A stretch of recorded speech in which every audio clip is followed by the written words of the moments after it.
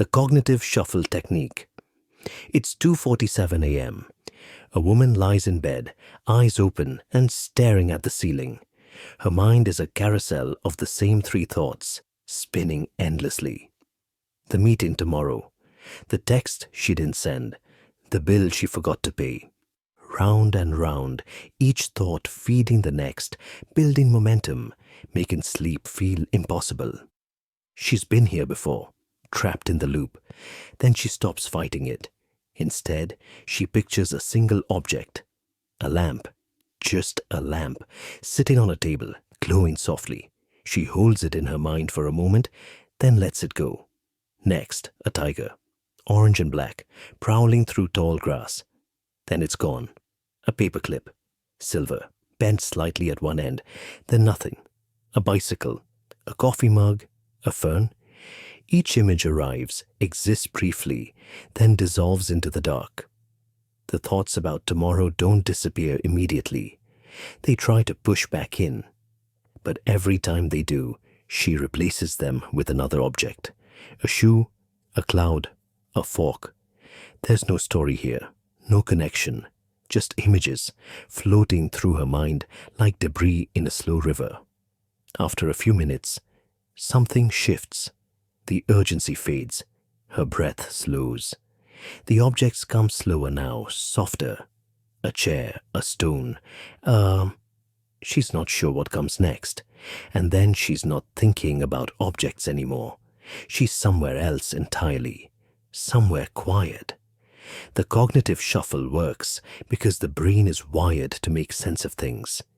It wants patterns, narratives, connections. When you feed it random, unrelated images, you disrupt its ability to sustain anxious thought loops.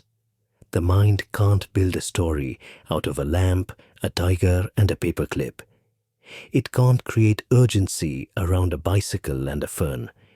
So it stops trying. This isn't meditation in the traditional sense. You're not calming the mind. You're occupying it with something so mundane, so devoid of meaning, that it tires itself out. Each random image is a small interruption to the pattern of worry. And after enough interruptions, the pattern can't hold. You'll notice this technique works best when the images are concrete and visual. Not concepts, but things you can see clearly in your mind. A red balloon, a wooden bench, a pair of scissors. The more specific, the better, because specificity requires just enough mental energy to keep you from spiraling, but not so much that it wakes you up further. Anxious thoughts thrive on momentum. They build on each other, feeding off emotion and narrative. But when you force your brain to process disconnected imagery, you rob those thoughts of their fuel. There's no momentum in randomness, no escalation, just a quiet succession of images that mean nothing and lead nowhere. In therapy, techniques like this are used to break obsessive thought patterns. In parenting, it helps children who can't stop replaying their day. Even in high-pressure situations where the mind refuses to quiet. This simple act of mental randomness creates space. Not because it solves anything, but because it stops the cycle long enough for sleep to slip in. The beauty of the cognitive shuffle is that it doesn't ask you to feel differently. It doesn't demand calm or peace. It just asks you to think about something else, something boring, something meaningless. And in that meaninglessness, the mind finds a kind of rest it couldn't reach by trying. Picture a window, then a stone, then a cup. Let them come, let them go. And somewhere in the gaps between them, sleep is already waiting. The death meditation. In a dark bedroom, the only sound is the hum of distant traffic. A man lies still, breathing slowly, eyes closed. But he's not trying to sleep, not yet. Instead, he's somewhere else, somewhere above, He imagines himself rising, just slightly, until he's hovering near the ceiling. From there, he looks down at his own body. It's motionless, peaceful. He watches it the way you might watch a stranger sleeping on a train. No attachment, no urgency, just observation. In this imagined state, he's already dead, not violently, not suddenly, just complete, finished. And from this vantage point, everything that felt heavy an hour ago, the deadline, the argument, the email he needs to send, feels distant, small, irrelevant. His body down there on the bed doesn't carry those concerns anymore. It's just a form, resting, released, and in this strange detachment, something unexpected happens. His actual body, the one still breathing, still alive, begins to relax. The shoulders drop, the jaw loosens, the tension that's been coiled in his chest all day starts to unwind. The death meditation isn't morbid, it's a kind of release. When you imagine yourself as already gone, you step outside the prison of your own concerns. The problems that felt urgent lose their grip, because in this imagined state, none of it matters anymore. You're not here to fix anything, you're just watching. This works because so much of our sleeplessness comes from the weight of being, the pressure of needing to perform, to respond, to manage. But when you imagine yourself as no longer bound by those demands, the body receives a message. It's okay to let go. You're not on duty anymore. In certain contemplative traditions, this practice is used to cultivate perspective, not as a rejection of life, but as a reminder of its temporary nature. In therapy, it's sometimes employed to help clients release control, to stop fighting the inevitable, to find peace in surrender. Even in high-stress professions, people use variations of this to decompress, to step outside the relentless push of responsibility.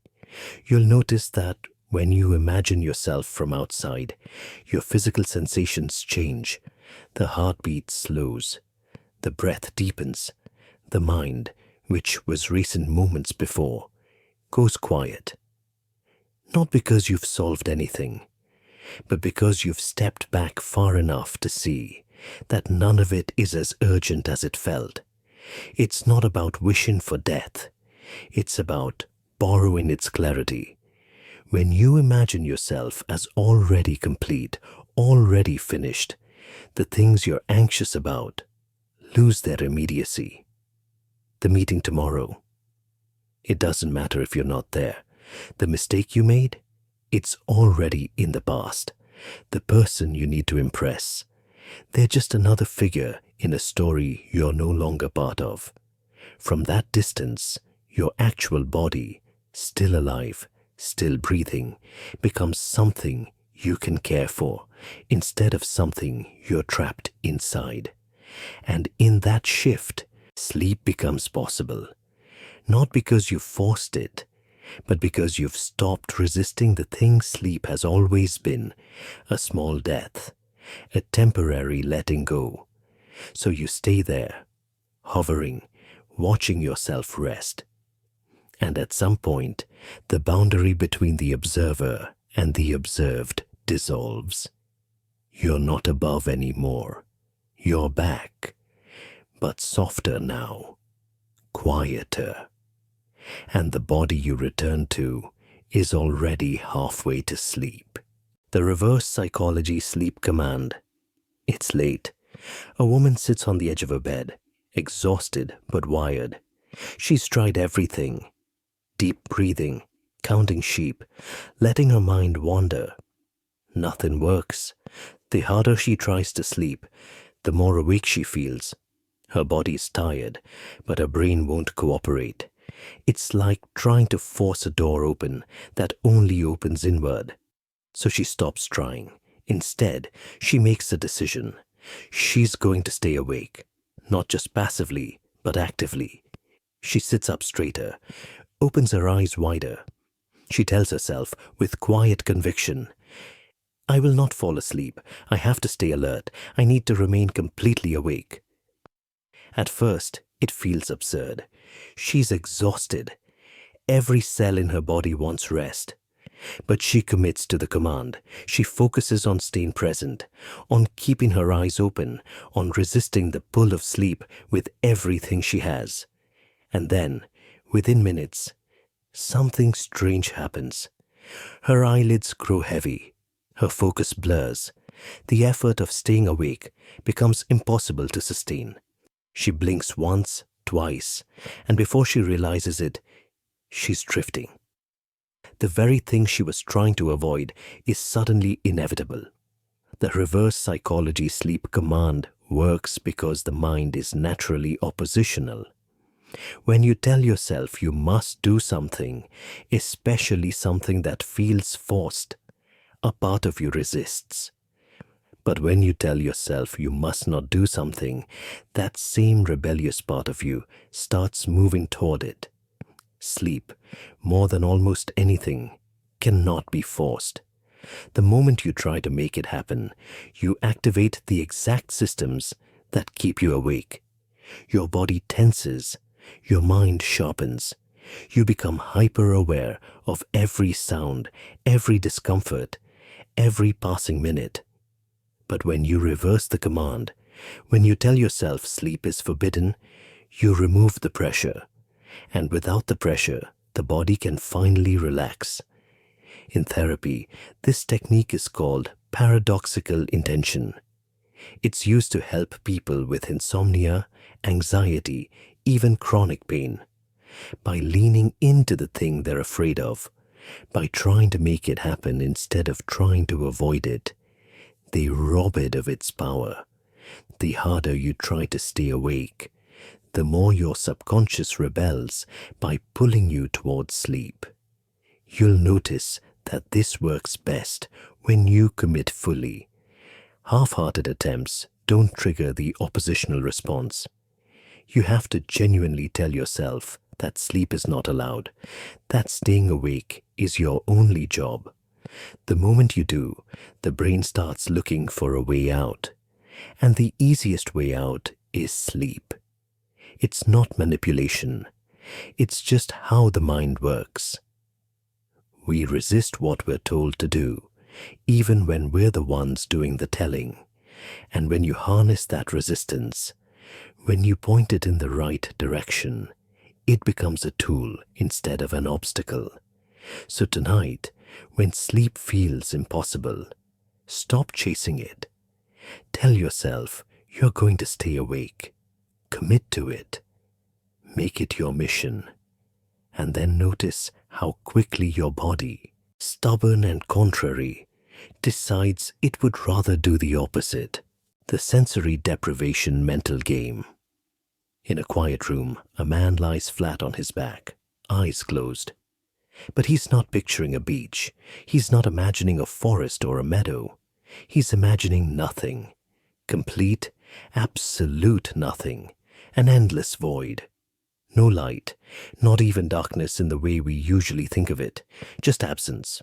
No sound, not silence, but the total lack of anything to hear. No temperature, not cold, not warm. Just neutrality. No ground beneath him, no sky above, just infinite, featureless space. At first it's uncomfortable. The mind reaches for something to hold on to, a detail, a sensation. But there's nothing, no reference point, no stimulus, just the void. And in that absence, something begins to shift.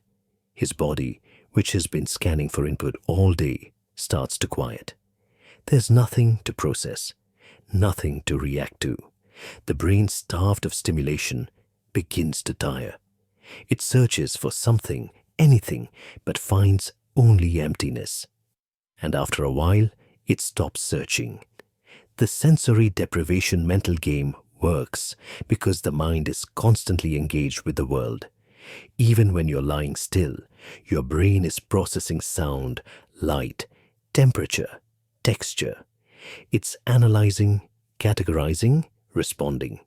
But when you imagine a space where none of that exists, you cut off the supply. And without input, the mind has nowhere to go but inward. And inward eventually leads to sleep. This isn't about relaxation in the traditional sense. It's about exhaustion through understimulation. The brain, desperate for something to engage with, eventually gives up. And in that surrender, sleep becomes the only option. In isolation tanks, people experience something similar.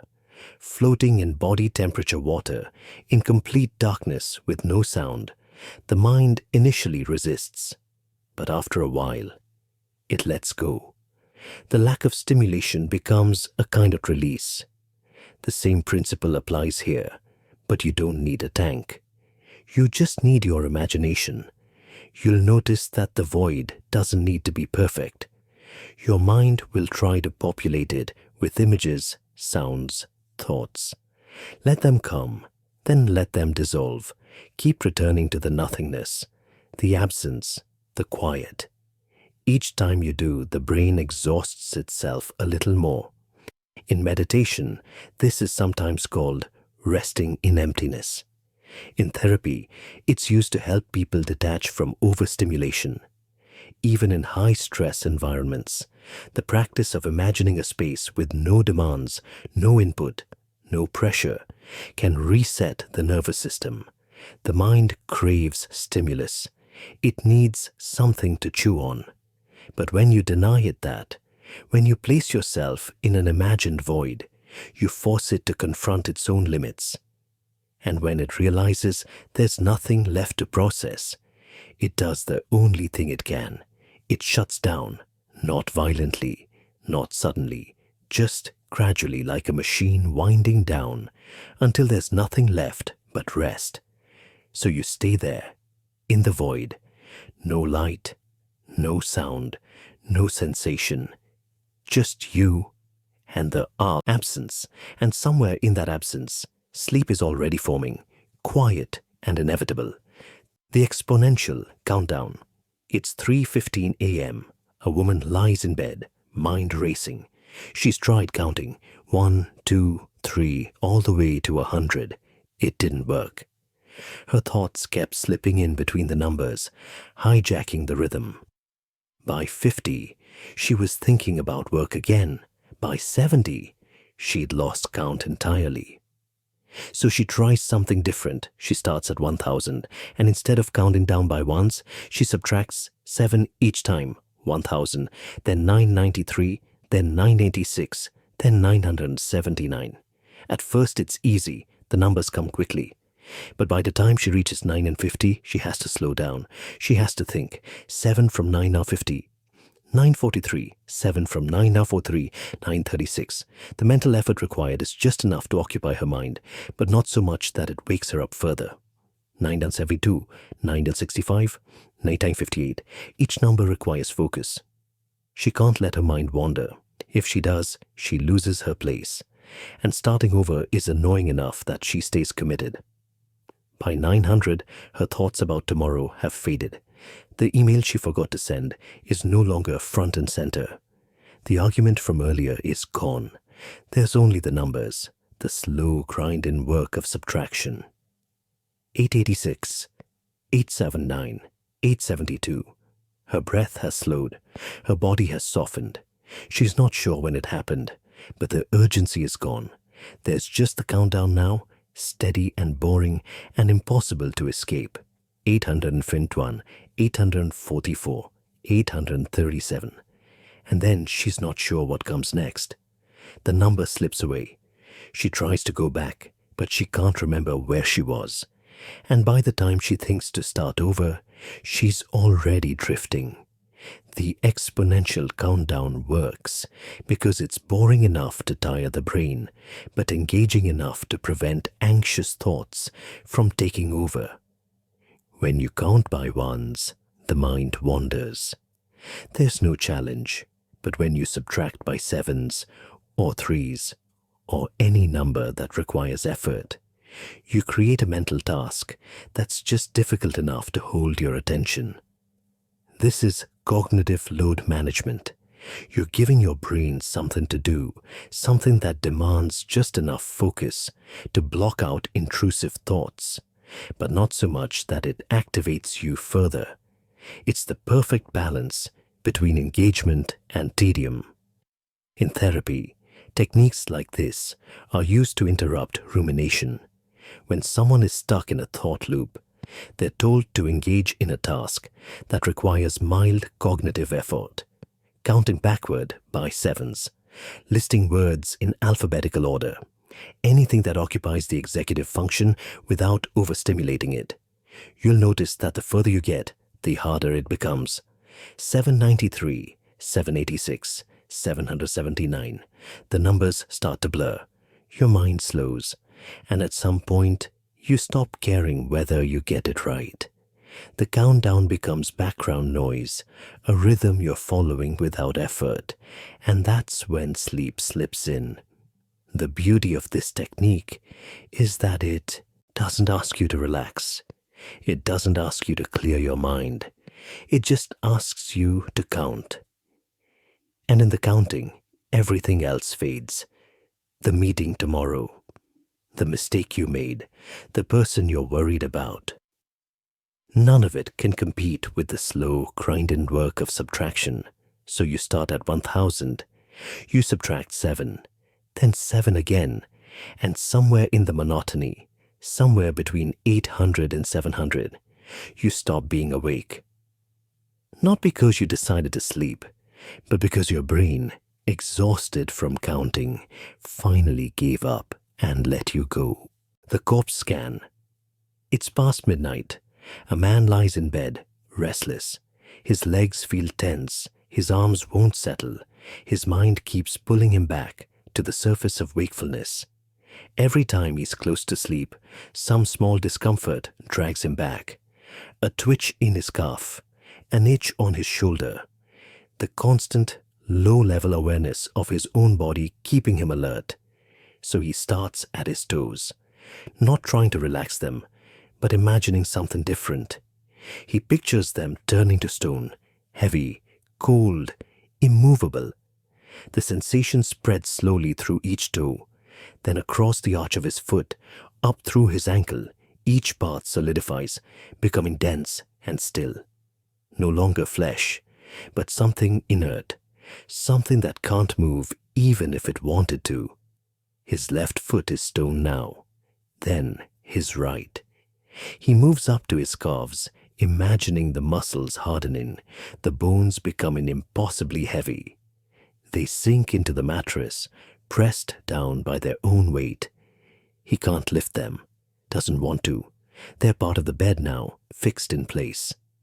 The sensation climbs higher, knees, thighs, each part of his body transforming into something cold and permanent. His hips feel like they weigh 1,000 pounds. His lower back presses into the mattress, unmovable. The restlessness that was there moments ago is gone, replaced by a strange, heavy stillness. He continues upward, stomach, chest. The breath still moves through him, but the body it moves through feels like carved granite. His shoulders turn to stone. His arms, from fingertips to biceps, become dead weight. He can't lift them. The thought of lifting them feels impossible, absurd. By the time he reaches his neck, his entire body has disappeared beneath him. He's aware of it the way you're aware of furniture in a dark room, present but distant. His jaw hardens.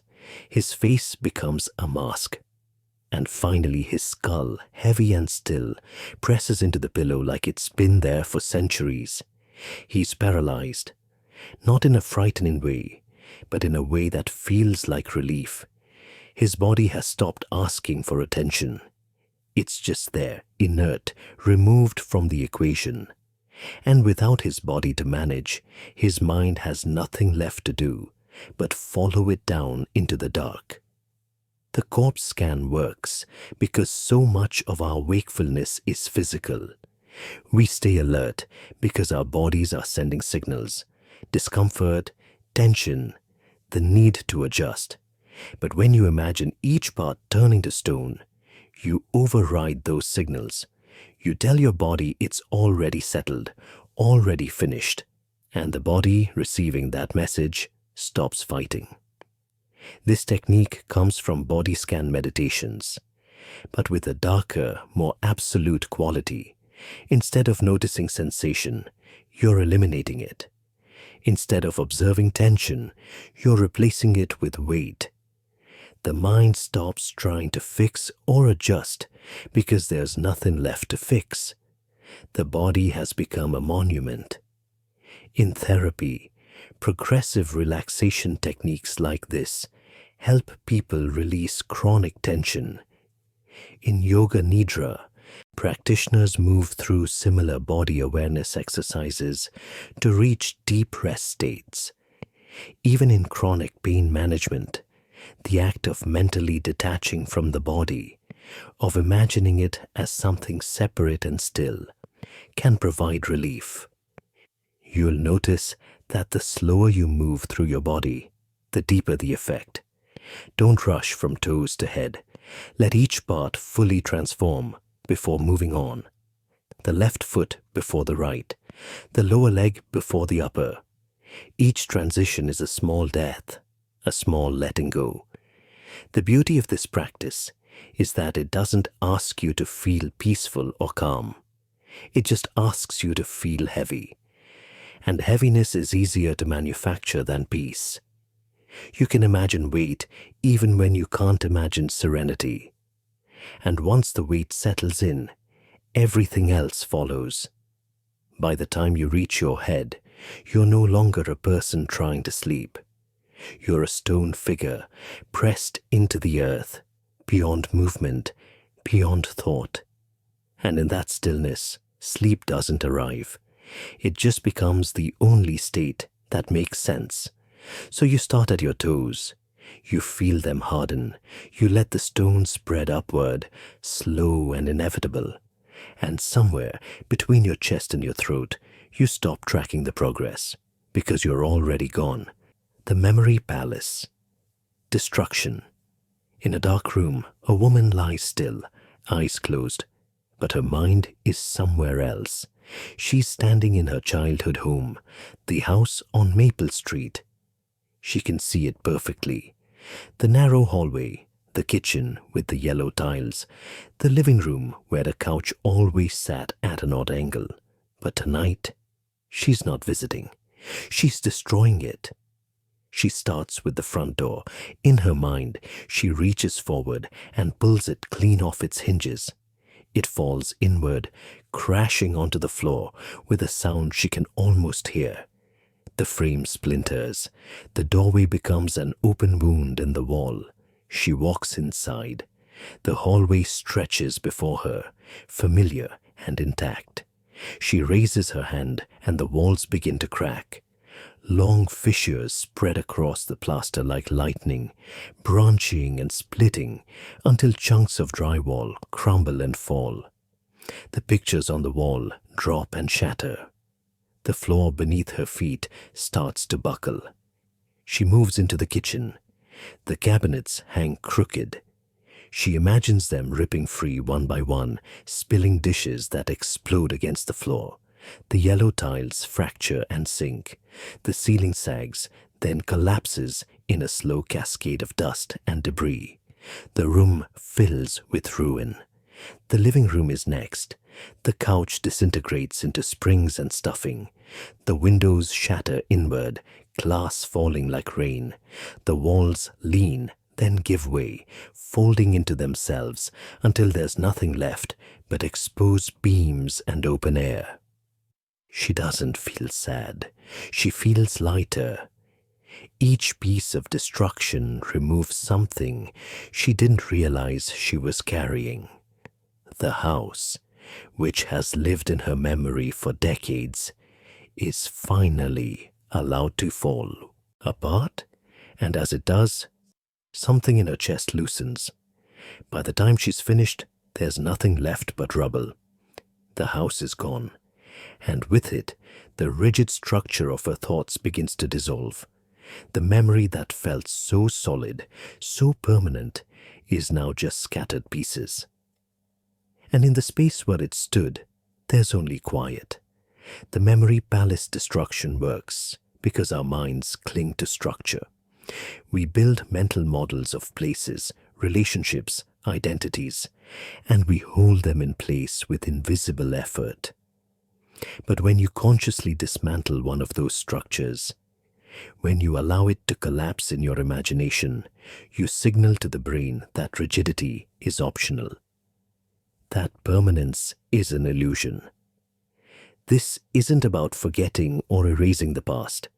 It's about releasing the grip it has on you. The childhood home, the old office, the apartment you shared with someone you no longer speak to. These places live in your mind, fully furnished and frozen in time. And sometimes the only way to move forward is to tear them down. In certain therapeutic practices, clients are guided to revisit traumatic or emotionally charged spaces and reimagine them, not to relive the pain, but to reclaim control. By destroying the space symbolically, they rob it of its power. It's no longer a place they're trapped in. It's just rubble. You'll notice that the act of destruction is strangely satisfying. The walls crumbling, the floors collapsing. It's not violent, it's liberating. Each piece that falls takes a small piece of mental rigidity with it. The need to hold everything together, to keep the past intact, dissolves into dust. In high-stress professions, people use variations of this to release the day. Imagine the office crumbling, the conference room caving in, the inbox exploding into confetti.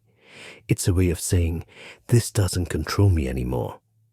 So tonight, if your mind feels locked in place, if the same memories keep looping, build something in your mind, a place you know well, and then, slowly, take it apart. Pull down the walls, collapse the roof, let it fall until there's nothing left but open space. And in that space, sleep is already waiting, quiet and inevitable. The breath extension protocol. It's 2:30 a.m.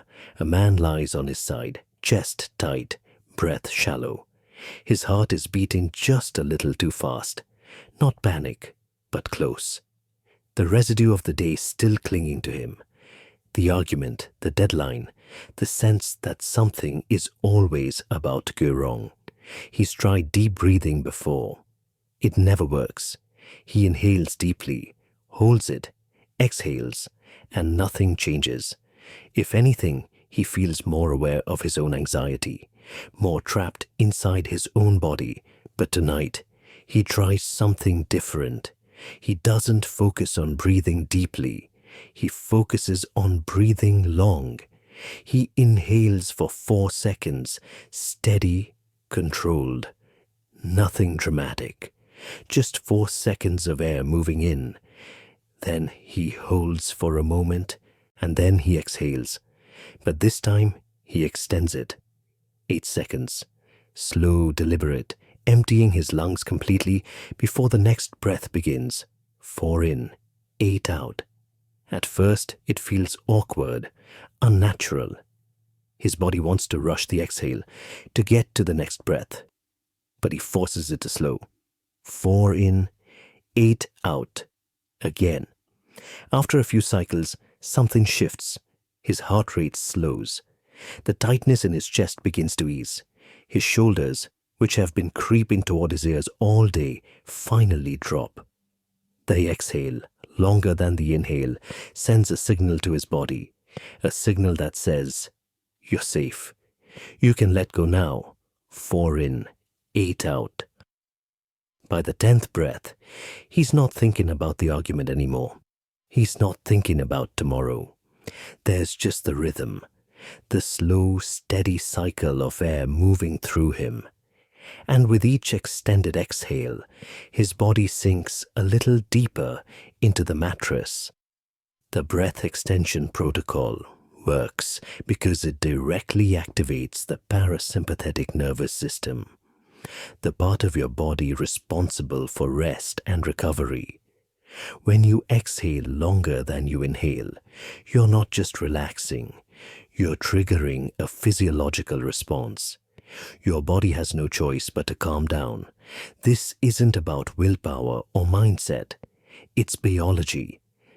The vagus nerve, which runs from your brainstem to your abdomen, is stimulated during long, slow exhales. That stimulation signals to your body that the threat is over, that it's safe to lower your guard. Your heart rate decreases, your blood pressure drops. Stress hormones begin to metabolize. In medical settings, this technique is used to manage acute anxiety, to help patients regulate before surgery, to bring people down from panic attacks. In athletic training, it's used for recovery. In therapy, it's taught as a grounding tool because it works. Not metaphorically, literally. You'll notice that the ratio matters. A 4-second inhale and an 8-second exhale creates a 1.2 pattern, which is optimal for parasympathetic activation. You can adjust the numbers, 3 in, 6 out, or 5 in, 10 out. But the principle stays the same. The exhale must be longer. The beauty of this practice is that you don't need to believe in it. You don't need to be in the right mindset. You just need to breathe. 4 in, 8 out. The body takes care of the rest. So tonight, when your mind is too loud and your chest feels too tight, stop trying to think your way to calm. Just breathe. Slowly, deliberately. Let the exhale stretch longer than feels comfortable. And trust that your body, wired for survival, will recognize the signal and bring you down from the edge. 4 in, 8 out, again and again, until there's nothing left but the rhythm. And somewhere in that rhythm, sleep is already forming. The identity dissolution exercise. It's late. A woman lies flat on her back, eyes closed, mind circling the same anxieties. Who she needs to be tomorrow, what people expect from her, the role she's supposed to play at work, at home, in every interaction. The weight of it presses down on her chest, like a stone. So she starts to strip it away. First, her name. She imagines it dissolving, the syllables losing meaning. The name people call her, the one on her driver's license, the one she's answered to for decades. It fades.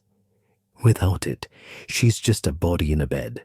No label, no signature, no identity tied to a sound. Then her job, the title, the responsibilities, the emails waiting in her inbox.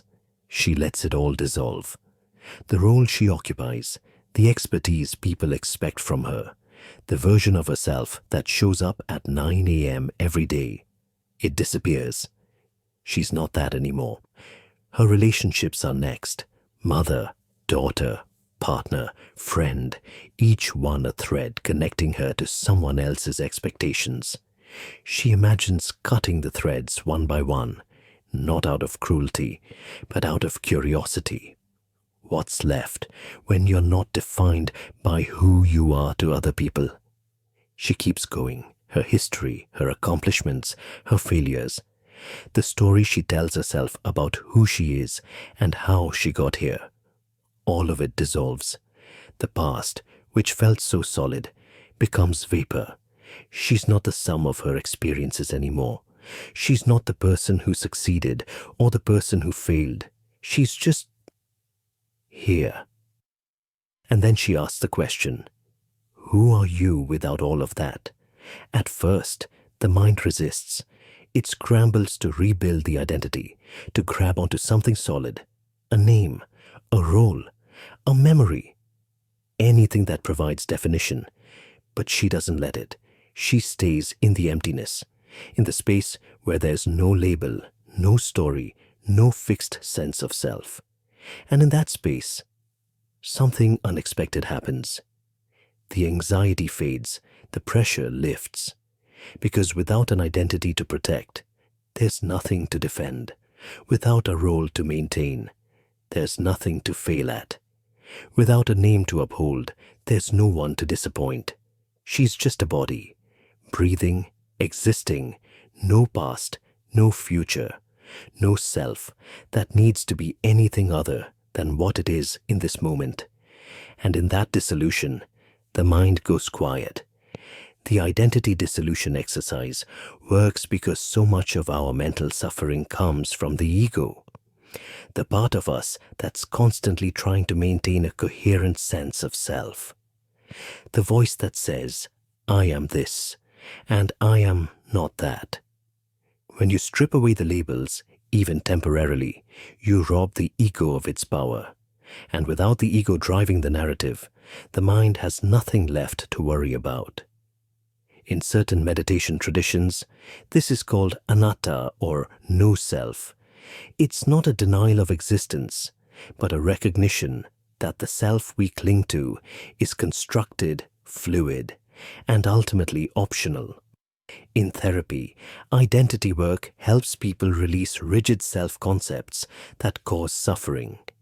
In existential philosophy, this kind of questioning reveals the arbitrary nature of the roles we inhabit.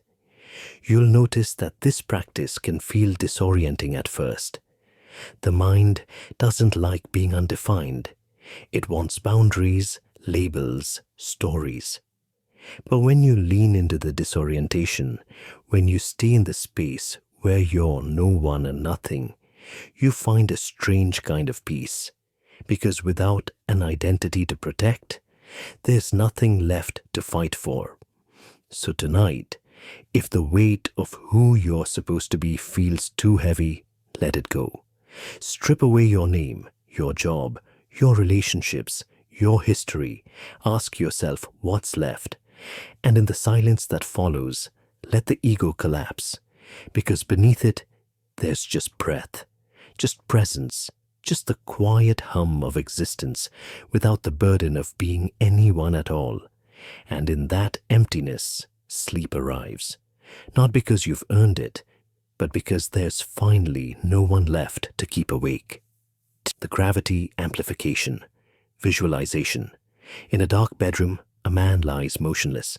His body feels light, restless. Every small movement threatens to pull him back toward wakefulness. His mind skips from thought to thought, never settling, and his body follows the same pattern, shifting, adjusting, searching for a position that will finally let him rest. So he stops searching. Instead, he imagines something different. Gravity, not the familiar pull that keeps him grounded, but something heavier, stronger, multiplied. He pictures the force increasing, not slowly, but all at once. Gravity doubles, then triples. His body, which felt light moments ago, suddenly becomes impossibly heavy. His shoulders press into the mattress with the weight of stone. His arms, resting at his sides, feel like they're filled with lead. He couldn't lift them if he tried. The pressure spreads. His chest sinks deeper into the bed, his ribs feeling the full weight of his torso. His hips press down, then his thighs, his calves, his feet. Every part of him is being pulled toward the earth with a force he can't resist. The mattress beneath him seems to give way, molding around the new weight, holding him in place. He imagines the gravity increasing further, tenfold now. His body is no longer just heavy. It's immovable, pinned. The thought of rolling over, of sitting up, of doing anything other than lying perfectly still feels absurd, impossible. He's not just resting on the bed. He's sinking into it, through it, becoming part of it. With each breath, he feels heavier. The inhale lifts his chest slightly, but the exhale presses him down even further, deeper. Gravity pulling him through the mattress, through the floor, into the earth itself. He's not floating. He's not drifting. He's falling slowly into a depth that has no bottom. And in that weight, in that surrender to the pull, his mind finally stops. It can't hold on to thoughts when the body is this heavy, can't maintain anxiety when every muscle is pressed into stillness. There's only the sensation of sinking, of being held down by a force too strong to resist. The gravity amplification visualization works because heaviness and sleep are deeply connected. When the body feels heavy, the mind interprets it as a sign of safety, of rest, of surrender. You're not trying to relax. You're imagining a physical force that makes relaxation inevitable. This technique taps into proprioception, your body's sense of where it is in space. When you imagine increased gravity, your nervous system responds as if it's real.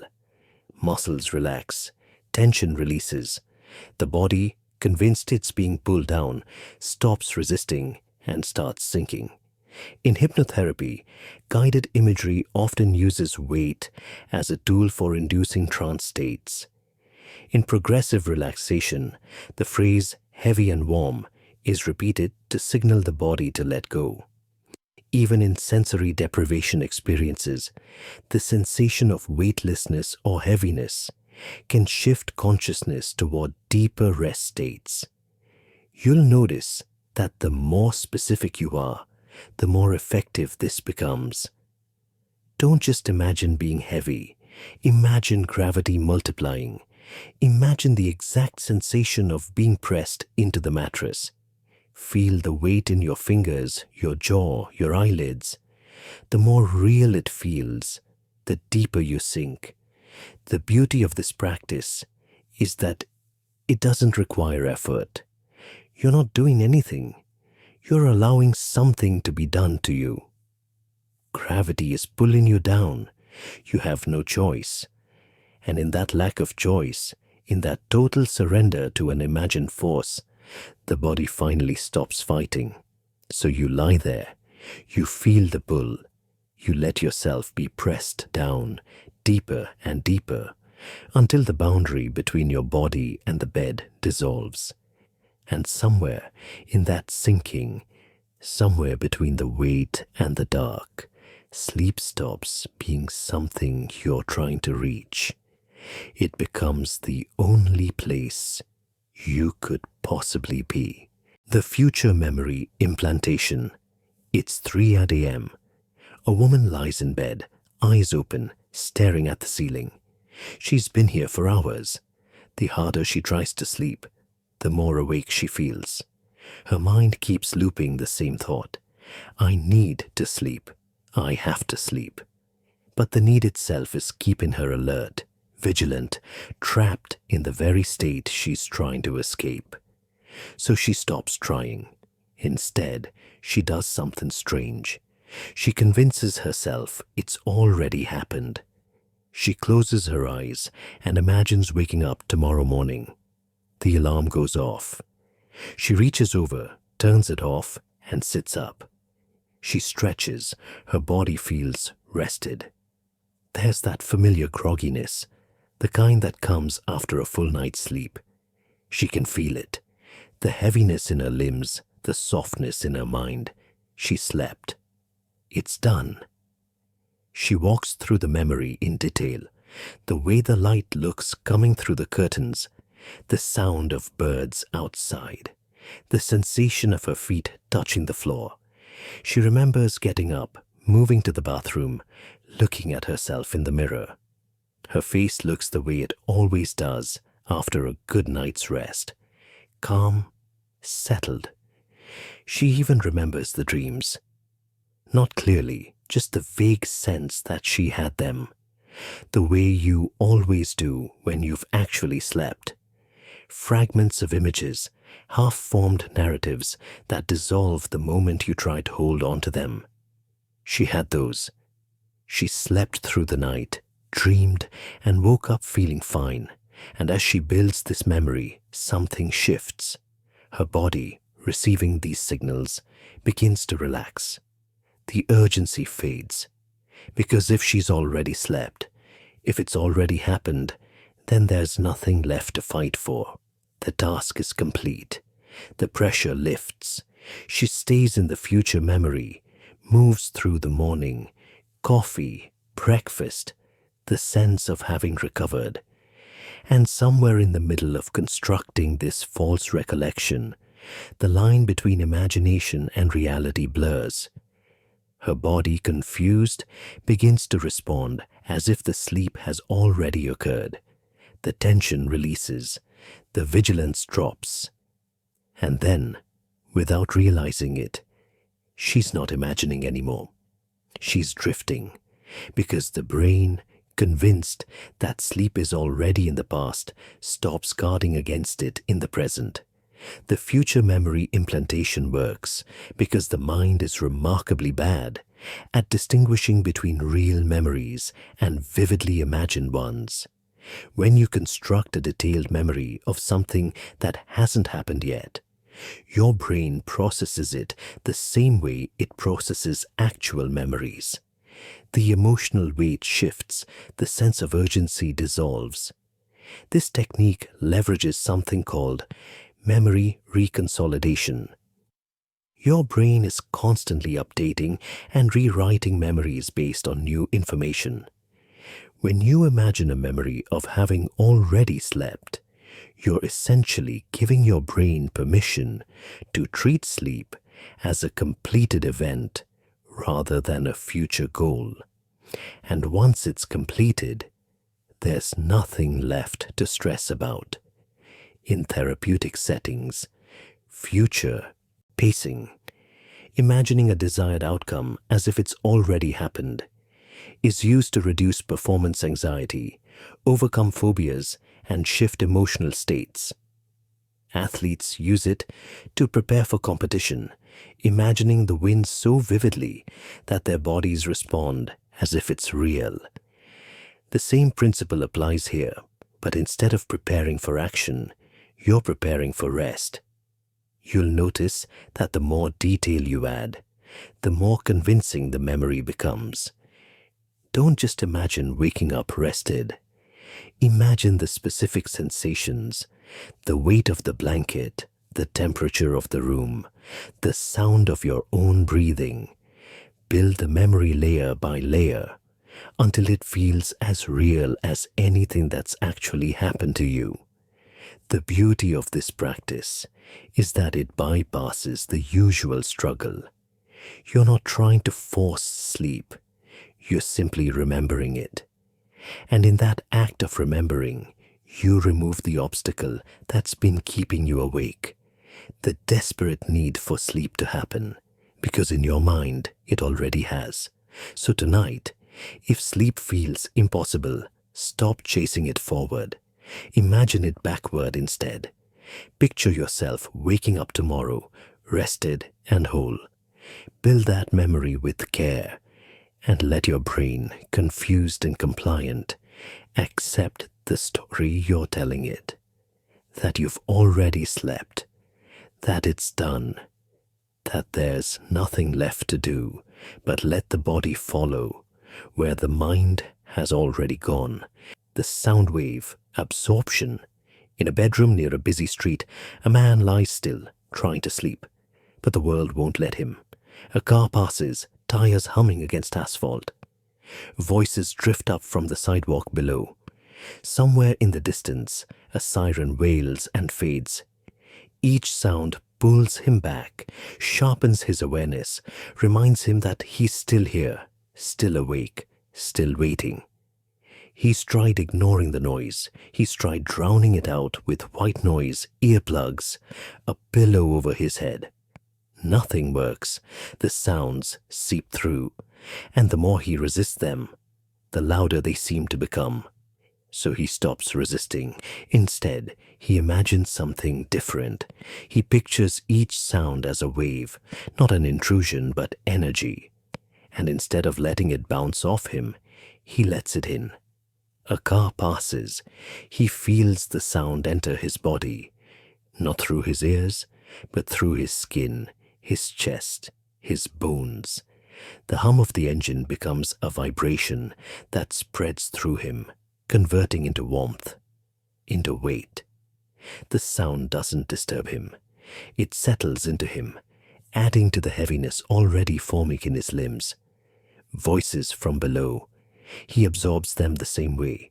The sound waves move through him, losing their sharpness, becoming soft and diffuse. They're not words anymore, just energy, just warmth spreading through his torso, his shoulders, his legs.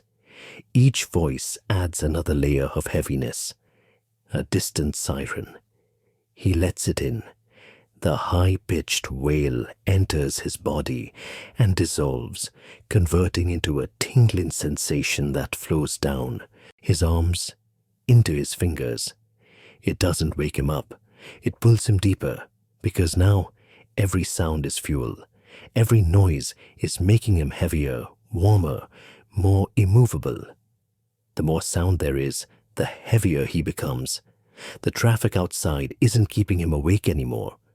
It's sedating him. Each passing car, each footstep, each distant voice. They all contribute to the weight pressing him down into the mattress. The world, which was once a distraction, has become a lullaby. The sound wave absorption technique works because it flips the script on sensory disturbance.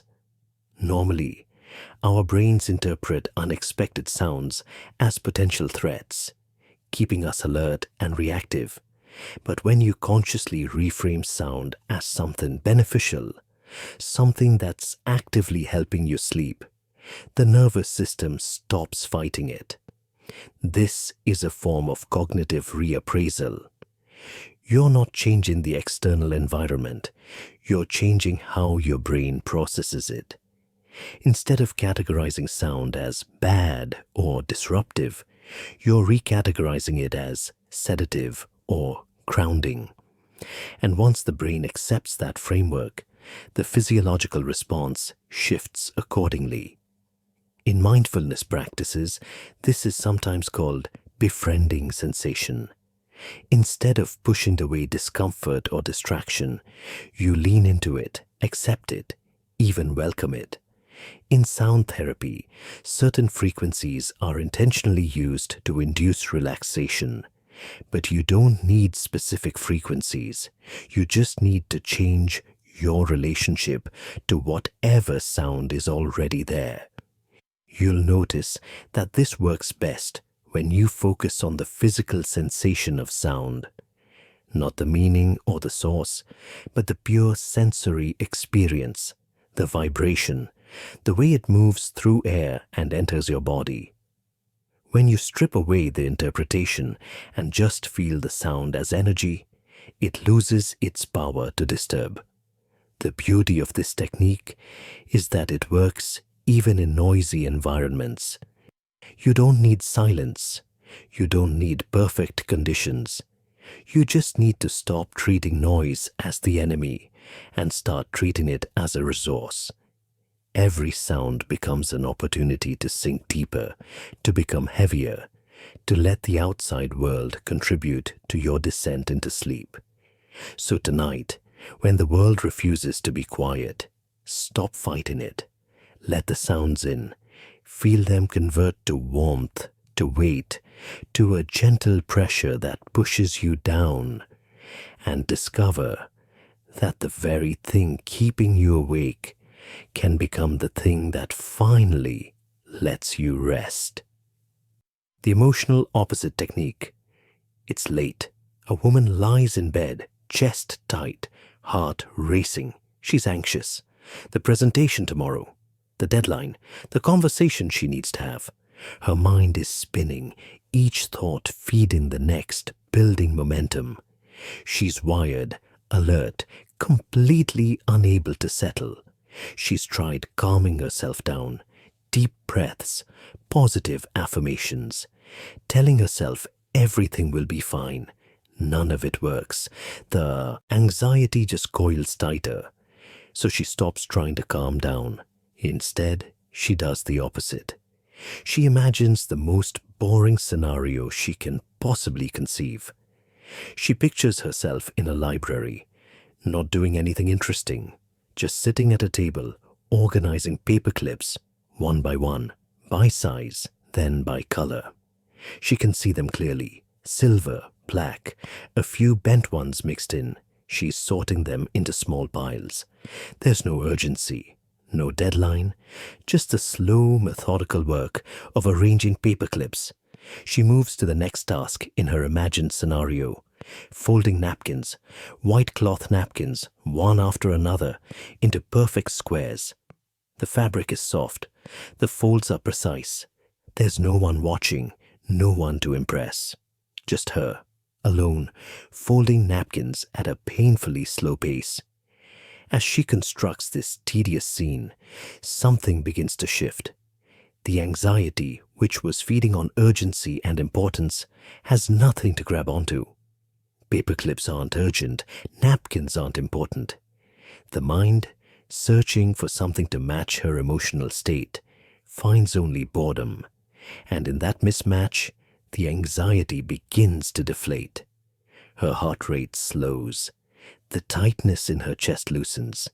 She's still imagining the library, now alphabetizing a stack of index cards. A, B, C. One card at a time. The monotony is almost soothing. Her brain, unable to sustain high alertness in response to such mundane content, starts to power down. The emotional opposite technique works because emotions and thoughts influence each other. When you're anxious, your mind generates content that matches that anxiety. Worst case scenarios, urgent problems, things that matter. But when you force your mind to focus on something profoundly boring, something that requires no emotional investment, the mismatch creates cognitive dissonance. The brain seeks equilibrium, and the easiest way to find it is to lower the emotional intensity. This is the principle behind opposite action in dialectical behavior therapy. When an emotion is unhelpful or disproportionate, you engage in behavior that contradicts it.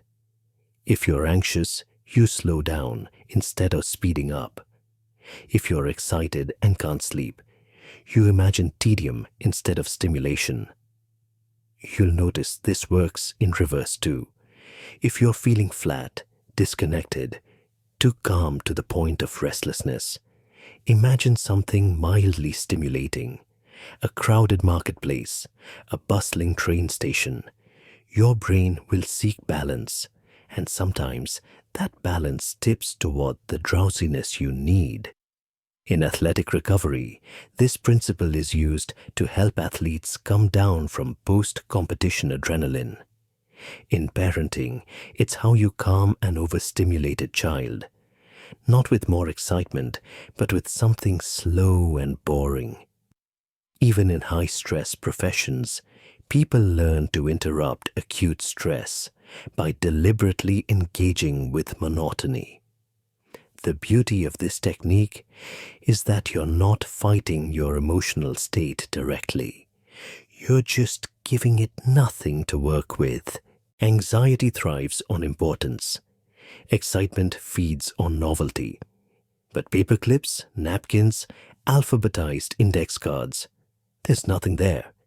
And in that emptiness, the emotional state has nowhere to go but down. So tonight, if your emotions are too loud, don't try to quiet them directly. Just imagine something unbearably dull. Let your mind wander through the most tedious scenario you can construct. And watch as your emotional system, starved of content that matches its intensity, finally gives up and lets you sleep. The third person perspective shift. In a quiet bedroom, a man lies motionless. He's been trying to sleep for over an hour. Every attempt has failed. His mind keeps circling back to himself. His discomfort, his frustration, his growing awareness that he's still awake when he shouldn't be.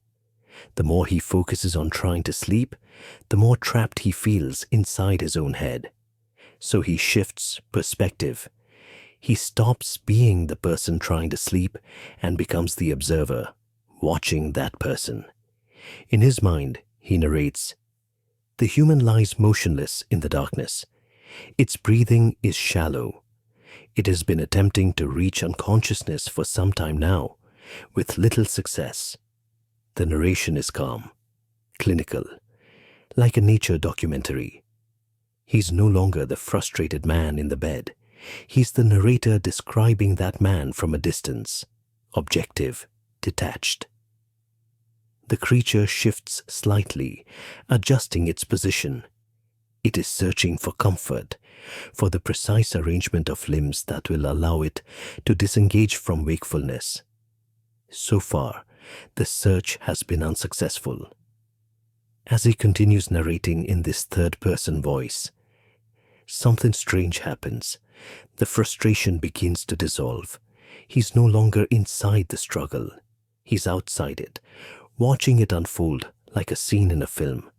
The distance creates a kind of peace. The pressure lifts. The human closes its eyes. Its heart rate has begun to slow. The muscles in its face have softened. It is, perhaps unknowingly, beginning the descent. The body is preparing for the transition, even as the mind continues its observation. The narration slows. The sentences stretch longer. The voice in his head grows quieter, more distant. And somewhere in the middle of describing himself falling asleep, he realizes he can't remember what comes next. The words fade, the observer fades, and he's no longer narrating because he's no longer separate from the scene he was describing. The third-person perspective shift works because it creates psychological distance from the experience of trying to sleep. When you're stuck inside your own head, every sensation becomes amplified. Every thought feels urgent. But when you step outside yourself and observe from a distance, the intensity diminishes. You're no longer the person struggling. You're the person watching someone struggle. And that shift in perspective changes everything.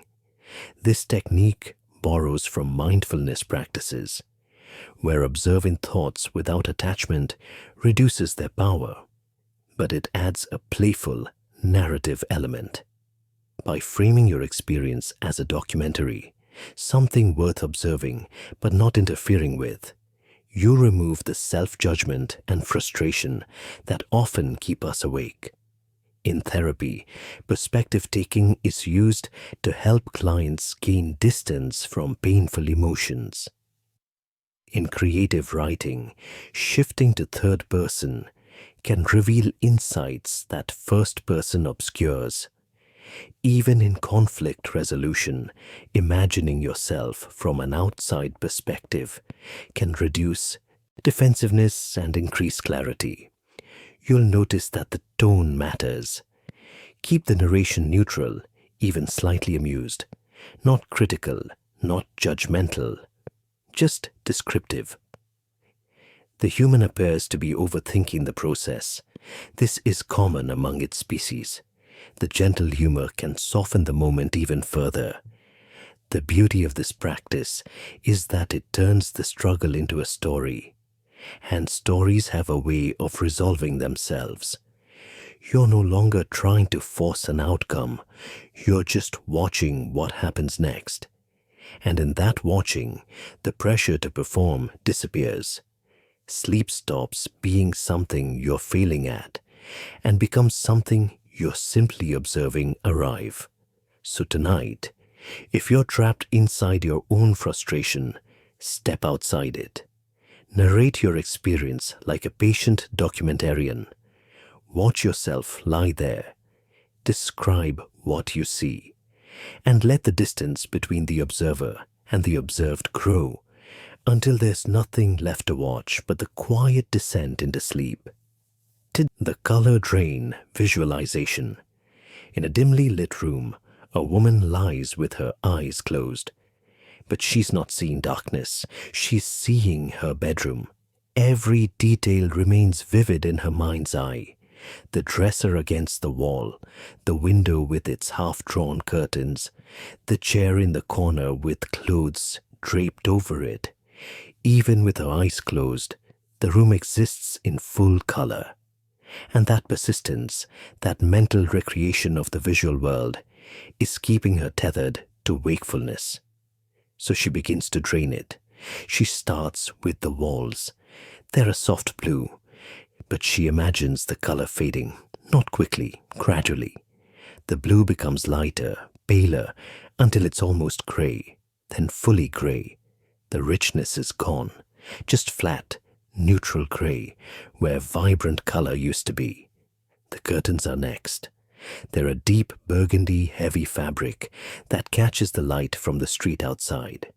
She watches the red drain away, first to pink, then to white, then to gray. The curtains become just shapes now, forms without identity. She moves through the room systematically. The wooden dresser loses its warm brown tone, fading to charcoal. The clothes on the chair, blues, blacks, a green sweater, all of it bleaches out. The entire room is grayscale now, flat, lifeless, like an old photograph. But she doesn't stop there. She keeps draining. The grays begin to darken. The lighter tones deepen toward black. The darker tones sink further into shadow. The contrast fades. Everything is moving towards the same shade, a deep, formless gray that's almost black. The details blur, the edges soften, the room is dissolving, and then, finally, black. Complete black. No shapes, no edges, no room at all. Just void. Her visual field, which was holding the world in place, has emptied entirely. There's nothing left to see, even in her imagination. And with the disappearance of the visual world, her conscious awareness begins to follow. Because when there's nothing left to observe, the observer has nowhere to stand. The mind, which was constructing and maintaining the image of the room, has nothing left to hold on to. And in that absence, it finally lets go. The color drain visualization works because our brains are constantly simulating visual information, even when our eyes are closed. That internal visual field keeps us oriented in space, connected to the physical world. But when you consciously drain the color and light from that field, you signal to your brain that the visual system is shutting down, and with it, the conscious awareness that relies on visual processing. This technique taps into how we transition from wakefulness to sleep naturally. As we drift off, our visual processing centers quiet. The vivid imagery of waking life fades into the disconnected, abstract imagery of dreams. By manually guiding that fade, you're accelerating a process that's already part of falling asleep. In hypnotherapy, color-based visualizations are often used to deepen trance states. Imagining colors fading to black is a common induction technique. In meditation, visualizing darkness or void states helps practitioners reach deeper levels of consciousness. Even in sensory deprivation research, the absence of visual stimuli is one of the primary factors that induces altered states. You'll notice that this works best when you move slowly. Don't rush from color to black. Let each stage linger. Feel the colors fading. Watch the room lose its definition. The slower the drain, the deeper the effect. Your mind needs time to adjust to each level of darkness. The beauty of this practice is that it's almost impossible to maintain wakefulness in complete visual darkness. When there's nothing left to see, even in imagination, consciousness has nothing to attach to. The mind, deprived of its primary sense, begins to shut down its alert systems. And in that shutdown, sleep arrives not as something you've achieved, but as the only state that makes sense in a world that's gone completely dark. So you close your eyes. You see the room, and slowly, methodically, you drain it. color to gray, gray to black, until there's nothing left but void. And in that void, you're no longer awake. You're already gone. The micro-movement prohibition. It's past 1 a.m. A man lies in bed, restless. His body won't settle. Every few seconds, something demands adjustment. His shoulder feels wrong against the pillow. He shifts. His leg cramps slightly. He straightens it. An itch blooms on his ankle. He scratches. Each small movement resets the clock, pulling him back from the edge of sleep he never quite reaches. So he makes a decision. He's going to stop. Completely. He finds a position, not perfect but tolerable, and locks into it, arms at his sides, legs straight, head centered on the pillow. And then he issues the command to himself. Don't move, not even slightly. At first, it feels manageable. He can do this. But within 30 seconds, his body starts making requests. His nose itches. He wants to swallow. His left foot wants to rotate outward just a fraction. Each impulse arrives like a small negotiation. Just this one movement, just this adjustment, then I'll be still. But he refuses. He holds the position. The itch on his nose intensifies, becomes almost unbearable, then, strangely, fades. The urge to swallow builds, saliva pooling in his mouth. But he waits. And eventually his throat handles it on its own, without conscious effort. His foot stays where it is. The longer he holds stillness, the more his body rebels. But with each refusal, each moment of absolute prohibition, something shifts. The effort required to remain motionless, to override every tiny impulse, begins to exhaust him. Not physically, mentally. His will to stay conscious is being depleted by the discipline of staying still. After a few minutes, the impulse is quiet.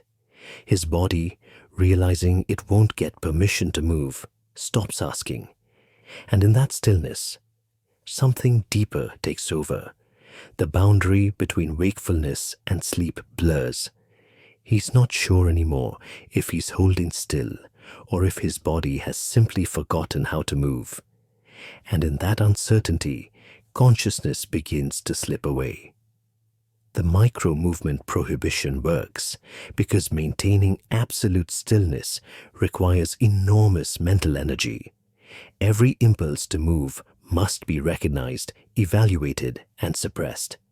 That constant vigilance exhausts the executive function, the part of your brain responsible for conscious control. And once that's depleted, sleep rushes in to fill the space. This technique is rooted in a principle used by certain meditation traditions, where practitioners hold a single posture for extended periods. The physical discomfort becomes a teacher. The mind, forced to sit with every sensation without reacting, eventually surrenders. In sleep science, this relates to what's called cognitive depletion, when your brain runs out of resources to maintain conscious control. In military training, soldiers are sometimes taught to remain motionless during surveillance operations. The discipline required, paradoxically, leads to a kind of trance state where awareness sharpens but thought quiets. The same mechanism applies here, except instead of sharpening awareness, you're letting it dissolve into sleep. You'll notice that the first few minutes are the hardest. Every nerve ending seems to conspire against you. But if you can push through that initial wave of discomfort, the body adapts. The itches stop itching, the urges stop urging, and what's left is just stillness, pure empty stillness. The beauty of this practice is that it turns your own resistance against itself. You're not trying to relax, you're trying to stay perfectly still. But the effort of staying still is so taxing that relaxation becomes inevitable. Your willpower exhausts itself enforcing the prohibition, and when it finally gives out, there's nothing left to keep you awake. So tonight, if your body won't settle, stop negotiating with it. Choose a position, lock in, and refuse every request for movement. Let the impulses come. Let them build. Let them fade.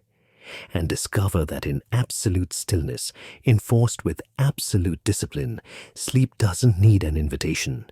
It just arrives, inevitable and complete, the moment your will to resist finally runs out. The alternate reality, construction. In a dark bedroom, a woman lies awake, mind churning. The same thoughts loop endlessly. The project at work, the argument with her sister, the bills piling up. Her life feels like a closed room with no windows, and every thought just echoes off the walls, coming back louder. So she builds a door and walks through it. In her mind, she constructs a different life. Not her life, someone else's. She's a landscape architect in Portland. She's never been to Portland, but she imagines it. Grey skies, constant rain, the smell of wet pine. She lives in a small house with a garden she designed herself. Native plants, stone pathways, a wooden bench under a cherry tree. She builds the details slowly. Her workday starts at a firm downtown. She takes the train. She can see herself standing on the platform, coffee in hand, watching the city slide past the windows. Her colleagues are different from the ones she actually has. There's a quiet woman named Claire who brings homemade bread on Fridays. An older man named Dennis who tells the same jokes, but somehow makes them funny. She's not married in this life. She lives alone, but not lonely. On weekends, she hikes, forest trails, the sound of water over rocks. She's learning to identify birds by their calls. She's terrible at it, but she keeps trying. As she builds this alternate reality piece by piece, something shifts. The pressure of her actual life begins to fade.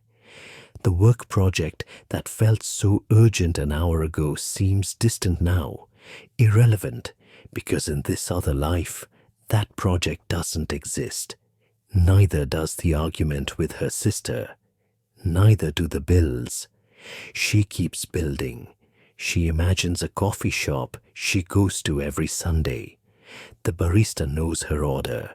She sits by the window and sketches, garden designs in a worn notebook.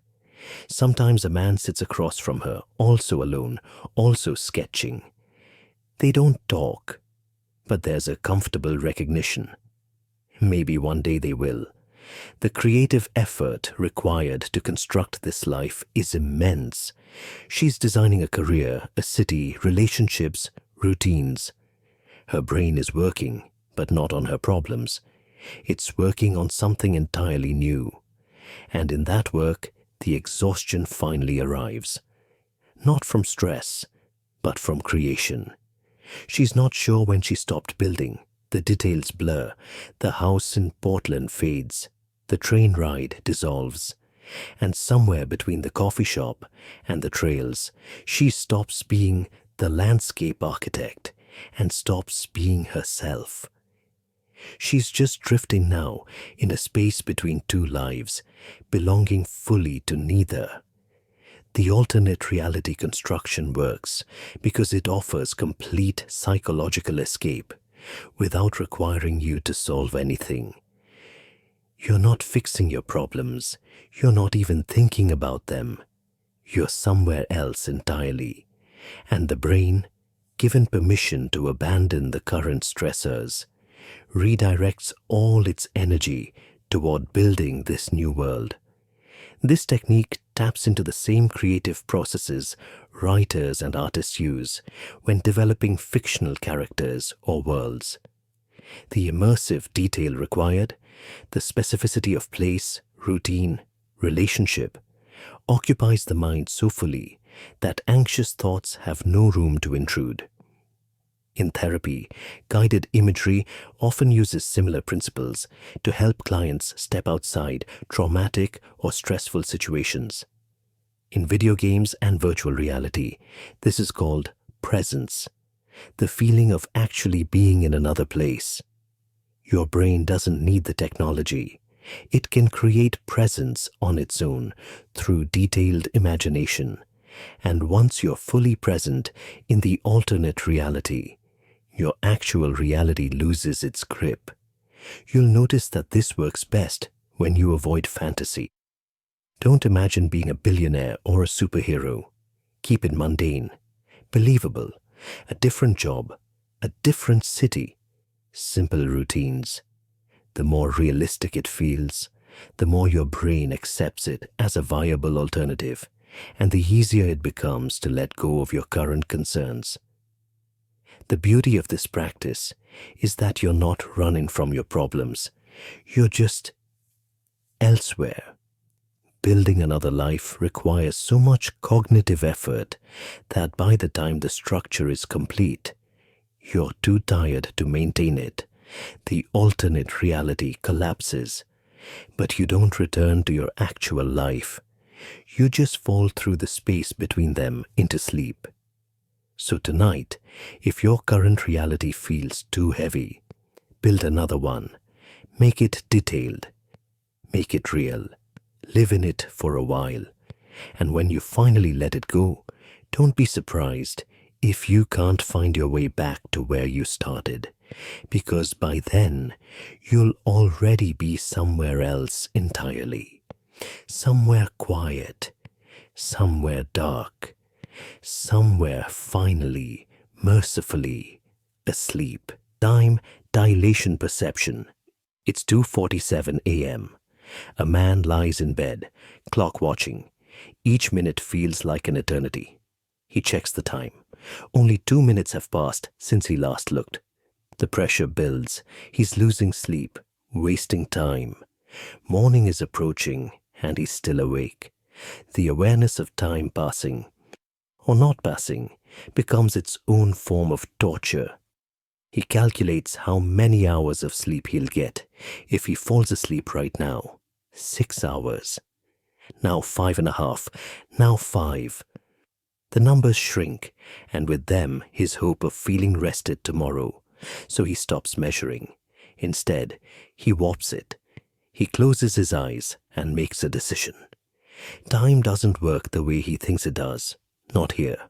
Not now. In this bed, in this darkness, 5 minutes equals 5 hours. The clock on his nightstand is lying. It's moving at the wrong speed. Real time, his time, is moving much slower. He imagines it like a film playing at the wrong speed. Everything outside this room is rushing forward. The world is spinning. But in here, time has stretched, elongated. 5 minutes in the external world is 5 hours in his internal one, which means he has time, endless time, all the time in the world. He settles into this new perception. There's no rush, no deadline. Morning is still so far away, it's not even worth thinking about. He could lie here for what feels like hours, and only minutes would pass outside.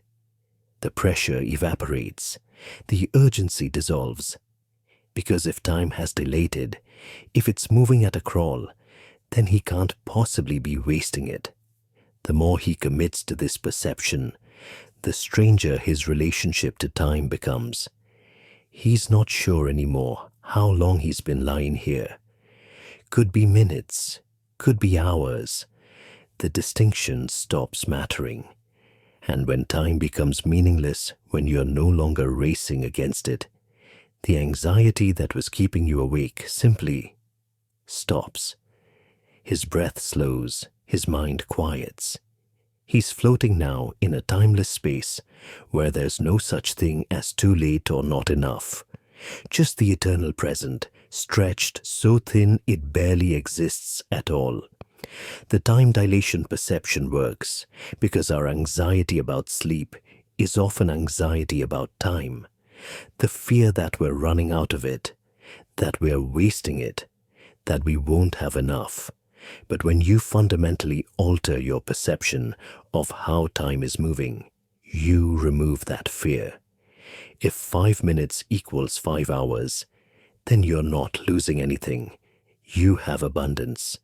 This technique is related to how time perception actually works in the brain. Time isn't objective, it's constructed. When you're bored, time stretches. When you're engaged, it compresses. During traumatic events, time seems to slow down. During flow states, hours pass like minutes. Your perception is fluid, and by consciously manipulating it, you can change your emotional relationship to the present moment. In meditation, practitioners often report losing track of time entirely. What felt like minutes was actually an hour, or vice versa. In hypnosis, time distortion is a common phenomenon. Subjects can experience extended narratives in what objective clocks measure as seconds. Your brain is capable of this naturally. You're just learning to trigger it intentionally. You'll notice that this works best when you fully commit to the illusion. Don't check the clock. Don't calculate. Just accept the new rule. Time is moving differently now. 5 minutes is 5 hours, or 10 minutes is 10 hours. Whatever ratio feels right. The specific number doesn't matter. What matters is the feeling of abundance it creates. The beauty of this practice is that it removes the enemy. You're no longer fighting against time. Time is on your side, stretched out, slowed down, giving you more than you could possibly need. And when time stops being a threat, when it stops being something to manage or fear, sleep becomes easy because there's finally nothing left to rush toward, nothing left to worry about running out of. Just the slow, infinite present. And in that present, sleep is already waiting, patient and inevitable. The internal dialogue. Silencing. In a quiet room, a woman lies with her eyes closed. But there's nothing quiet about her mind. It's talking, constantly, a running commentary on everything and nothing. Did I lock the door? I should have said something different in that meeting. What if tomorrow goes wrong? I'm never going to fall asleep. Why am I thinking about thinking? The voice never stops. She's tried ignoring it. She's tried redirecting it. She's tried drowning it out with other thoughts. Nothing works. The internal dialogue just adapts, finding new things to talk about, new anxieties to circle, new observations to make. It's exhausting, but it won't stop. So she imagines something different. A volume knob, the kind you'd find on an old stereo. She can see it clearly in her mind, metallic, circular, marked with numbers from 0 to 10. Right now, it's turned all the way up. The voice in her head is at full volume. She reaches out in her imagination and touches the knob. Slowly, carefully, she begins to turn it down. Just one notch, from 10 to 9. Immediately, the voice gets quieter. Not silent, but softer. The thoughts are still there. The worries, the commentary, the questions, but they're not as loud, not as demanding. She can hear them, but they're not drowning out everything else. She waits a moment, lets the new volume settle. Then she turns it down again, 9 to 8. The voice dims further. The words become harder to make out. The urgency fades. It's like listening to someone speak from another room, through a closed door. You know they're talking, but you can't quite catch what they're saying. She keeps going. 8 to 7, 7 to 6. Each rotation makes the internal dialogue quieter, more distant. By 5, it's barely a murmur. The thoughts are still forming, but they're so faint, She has to strain to hear them. And she doesn't want to strain. She just lets them fade. 4, 3. The voice is almost gone now, just a whisper beneath the silence. She can feel the thoughts trying to form, but they don't have enough volume to complete. They start and dissolve. Start and dissolve. 2, 1. Almost nothing. Just the faintest suggestion of a voice, so quiet it might not even be there. And then 0. Silence. Complete, absolute silence. The internal dialogue has stopped. Not because she forced it to stop, but because she turned it down so gradually, so gently, that it simply disappeared. In the silence, there's nothing left to do, no voice to follow, no thoughts to track, just emptiness. And in that emptiness, sleep arrives without announcement. The internal dialogue silencing works because it gives you control over something that usually feels uncontrollable. You can't just tell your thoughts to stop. They don't listen. But when you imagine them as something with a volume knob, something you can adjust mechanically, the brain responds. It's a form of cognitive reframing that turns an abstract problem into a concrete action. This technique is rooted in visualization practices used in therapy and meditation. In acceptance and commitment therapy, thoughts are often externalized, imagined as leaves on a stream, clouds in the sky, or in this case, sounds with adjustable volume. The externalization creates distance. You're not the thoughts. You're the one observing them. And if you're observing them, you can control them. In audio engineering, gradual volume reduction is called a fade out. It's more pleasant and natural than an abrupt stop. The same principle applies to thoughts. A sudden command to stop thinking rarely works, but a slow, gradual reduction. The brain accepts that. It follows the instruction. You'll notice that the slower you turn the knob, the more effective this becomes. Don't rush from 10 to 0. Let each level settle. Notice how the voice changes as it gets quieter. The urgency drops. The meaning fades. By the time you reach 3 or 4, the thoughts have lost their grip entirely. The beauty of this practice is its simplicity. You're not fighting your thoughts. You're not analyzing them. You're just turning them down, like adjusting the volume on a radio that's been too loud for too long. And when you finally reach 0, when the silence settles in, you realize how much energy you were spending just listening to yourself think. So tonight, if your mind won't stop talking, don't argue with it. Just find the knob, turn it down, one notch at a time, and let the silence arrive gradually, naturally, until there's nothing left but the quiet hum of a mind that's finally, mercifully, said everything it needed to say. The weighted blanket visualization. In a cool bedroom, a man lies on his back, feeling untethered. His body is there, on the mattress, but it doesn't feel grounded. He's too light, too exposed.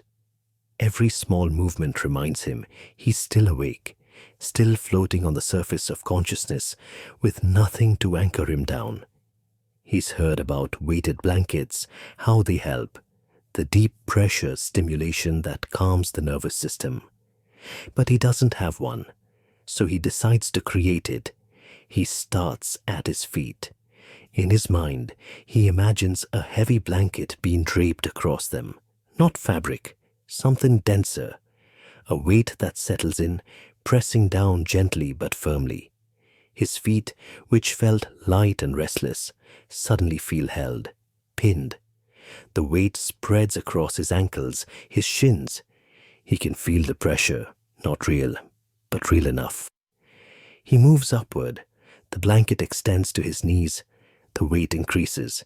His legs, which wanted to shift, to adjust, are now pressed into stillness, not uncomfortably, just securely, like being held in place by something that knows exactly how much pressure to apply. His thighs, his hips, the weight keeps building. Each new section of the imagined blanket adds another layer of pressure. His lower body feels grounded. Now, not floating, not restless, just still, held. He continues. The blanket spreads across his abdomen, his chest. The pressure against his torso is deeper, more encompassing. His breathing slows in response. Each exhale presses him further into the mattress. Each inhale lifts slightly against the weight, then settles back down. His shoulders, his arms. The blanket covers everything now. The weight is distributed evenly, pressing down from his neck to his toes. He feels cocooned, secured. The lightness is gone. In its place is a steady, comforting pressure that tells his nervous system, "You're safe. You can stop watching. You can let go." The visualization is so complete that he's not sure anymore what's real and what's imagined. His body responds as if the blanket is actually there. His muscles release tension they didn't know they were holding. His heart rate drops. The feeling of being unmoored disappears, replaced by a sense of being held by something much heavier than himself. And in that heaviness, that imagined but deeply felt pressure, sleep becomes not just possible, but inevitable. The weighted blanket visualization works because the brain doesn't always distinguish between real and imagined physical sensations. When you vividly imagine pressure on your body, your nervous system responds as if that pressure exists. This triggers the same calming response that actual weighted blankets create: activation of the parasympathetic nervous system, release of serotonin, reduction of cortisol. This is related to phantom sensation research, where imagined touch can create measurable physiological responses. In pain management, visualization of cooling sensations can reduce perceived heat. In physical therapy, imagining movement activates the same neural pathways as actual movement. Your body responds to what your mind believes. Weighted blankets work through something called deep pressure touch stimulation. The pressure activates pressure receptors under your skin, which send calming signals to your brain. By imagining that pressure in detail, the weight, the distribution, the way it presses you into the mattress, you're simulating that neural pathway, and your body, convinced by the simulation, produces the same calming response. You'll notice that specificity matters. Don't just imagine a vague heaviness. Imagine the exact sensation of weight pressing down, the way it would feel across your feet, how it would compress your chest slightly with each breath. The more detailed the visualization, the more your nervous system believes it and responds accordingly. The beauty of this practice is that you're giving yourself something your body wants: deep pressure, security, a sense of being held, without needing the physical object. Your mind, powerful enough to create anxiety from nothing, is also powerful enough to create calm from imagination alone. So tonight, if you feel too light, too exposed, too untethered, build the weight yourself. Drape an imaginary blanket across your body, point by point. Feel it settle. Feel it press down.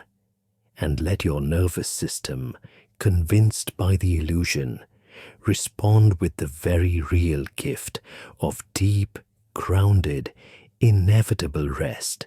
The breath visibility exercise. It's late. A woman lies in darkness trying to sleep. Her mind keeps wandering.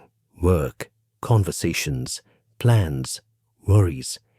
Each thought pulls her in a different direction, fragmenting her attention, keeping her tethered to wakefulness.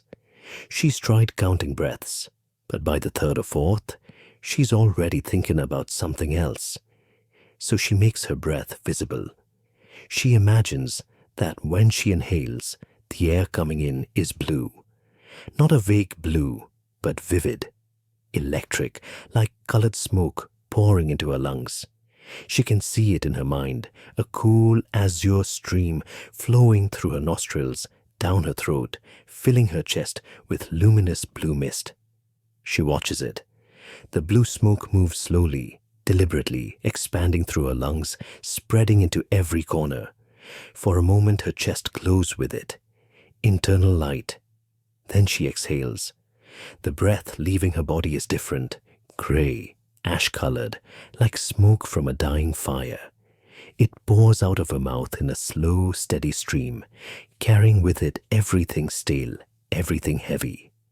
The gray dissipates into the darkness around her, vanishing completely. Blue in, gray out. She watches the pattern. The blue arrives fresh, clean, filling her with something cool and clear. The gray departs, taking with it the residue of the day. Each cycle is a complete exchange, new for old, light for shadow. Her attention, which was scattered across a dozen different thoughts moments ago, narrows. There's only the breath now, only the colors. Blue flowing in, gray flowing out. The rhythm becomes hypnotic. She's not thinking about the breath anymore. She's watching it, observing the colors transform, the smoke move, the cycle repeat. Blue in, gray out. Blue in, gray out.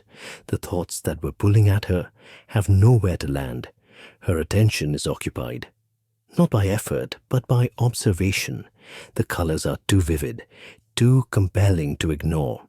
And in that focused observation, everything else fades.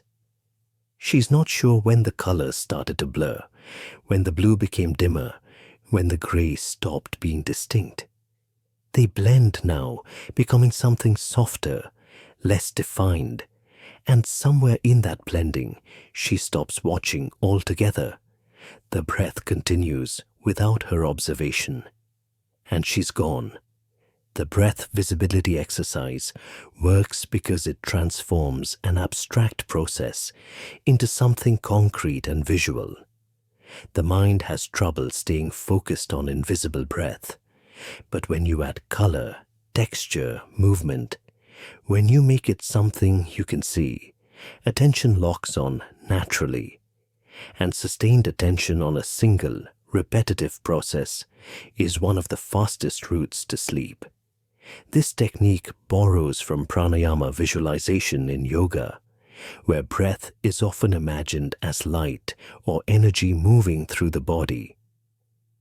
The specific colors matter less than the act of making the breath visible. Blue and gray create a natural contrast, cool and fresh versus heavy and stale. But you could use any colors that feel right. The important part is the visualization itself. In meditation practices, this is called single-pointed concentration. When the mind has one clear object to focus on, it stops scattering. The default mode network, the part of your brain responsible for mind wandering and rumination, quiets. And in that quieting, the transition to sleep becomes effortless. You'll notice that the breath naturally slows as you watch it. Not because you're forcing it to slow, but because observation changes the thing being observed. When you watch your breath with this level of detail, your nervous system interprets it as a signal to calm down. The rhythm becomes more regular. The depth increases slightly. The body follows the mind's attention. In therapy, visualization techniques like this are used to help clients with racing thoughts, anxiety, and insomnia. The specificity of the imagery, the exact shade of blue, the way the gray smoke dissipates, engages the brain just enough to prevent wandering, but not so much that it activates alertness. The beauty of this practice is its simplicity. You're not trying to control your breath. You're not analyzing it. You're just watching it, painting it with colors in your imagination. And in that watching, that painting, the distance between you and sleep shrinks to nothing. So tonight, if your mind won't settle, make your breath something you can see. Choose your colors. Watch them flow, blue in, gray out. Let the pattern hold your attention until attention itself dissolves. And when the colors finally fade, you'll already be somewhere else, somewhere dark, somewhere quiet, somewhere far from the thoughts that were keeping you awake. The childhood regression technique. In a dark bedroom, a man lies awake, shoulders tense, mind running through tomorrow's tasks. Sleep feels like a skill he's forgotten, something that requires effort, strategy, the right conditions. It hasn't felt natural in years, so he goes back to when it was. He closes his eyes and remembers being 7 years old. The house on Ashwood Drive, his childhood bedroom with the blue walls. The bed was smaller then, the mattress softer. There was a window to his left where streetlight filtered through thin curtains, casting shadows that moved with the wind. He can see it. Not vaguely, but clearly. The bookshelf in the corner with its uneven rows of paperbacks. The closet door that never quite closed all the way the carpet felt under his feet. Rough, worn, familiar. In that bed, as that child, sleep came without asking.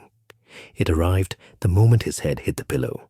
There was no negotiation, no lying awake, wondering if it would happen. It just did. Every night, as natural as breathing. He remembers the feeling, the weight of the blanket, not heavy, but comforting. The way his body would sink into the mattress, already knowing the shape it would take. The sounds of the house settling around him. His parents' voices downstairs, too quiet to make out words, just the low hum of their presence. He didn't have to try back then. He didn't know sleep could be difficult. He would lie down, close his eyes, and within minutes, sometimes seconds, he'd be gone, transported to dreams that felt more real than the waking world. And in the morning, he'd wake up without alarm, rested, restored, ready. His adult body, lying in a different bed in a different house decades later, remembers. The muscles remember how to release. The breath remembers how to slow. The mind remembers that sleep isn't something you chase. It's something that comes when you stop resisting. He stays in the memory, 7 years old, blue walls, soft mattress, safe, unburdened. The version of himself that didn't know about deadlines or bills or the 1,000 small anxieties that crowd the adult mind. That child just slept, and his body, remembering the pattern, begins to follow it. The tension in his shoulders eases. His breath deepens. The urgency fades. He's not a man trying to sleep anymore. He's a child who already knows how. And somewhere in that regression, in that return to a time when sleep was effortless, his body picks up the old rhythm again.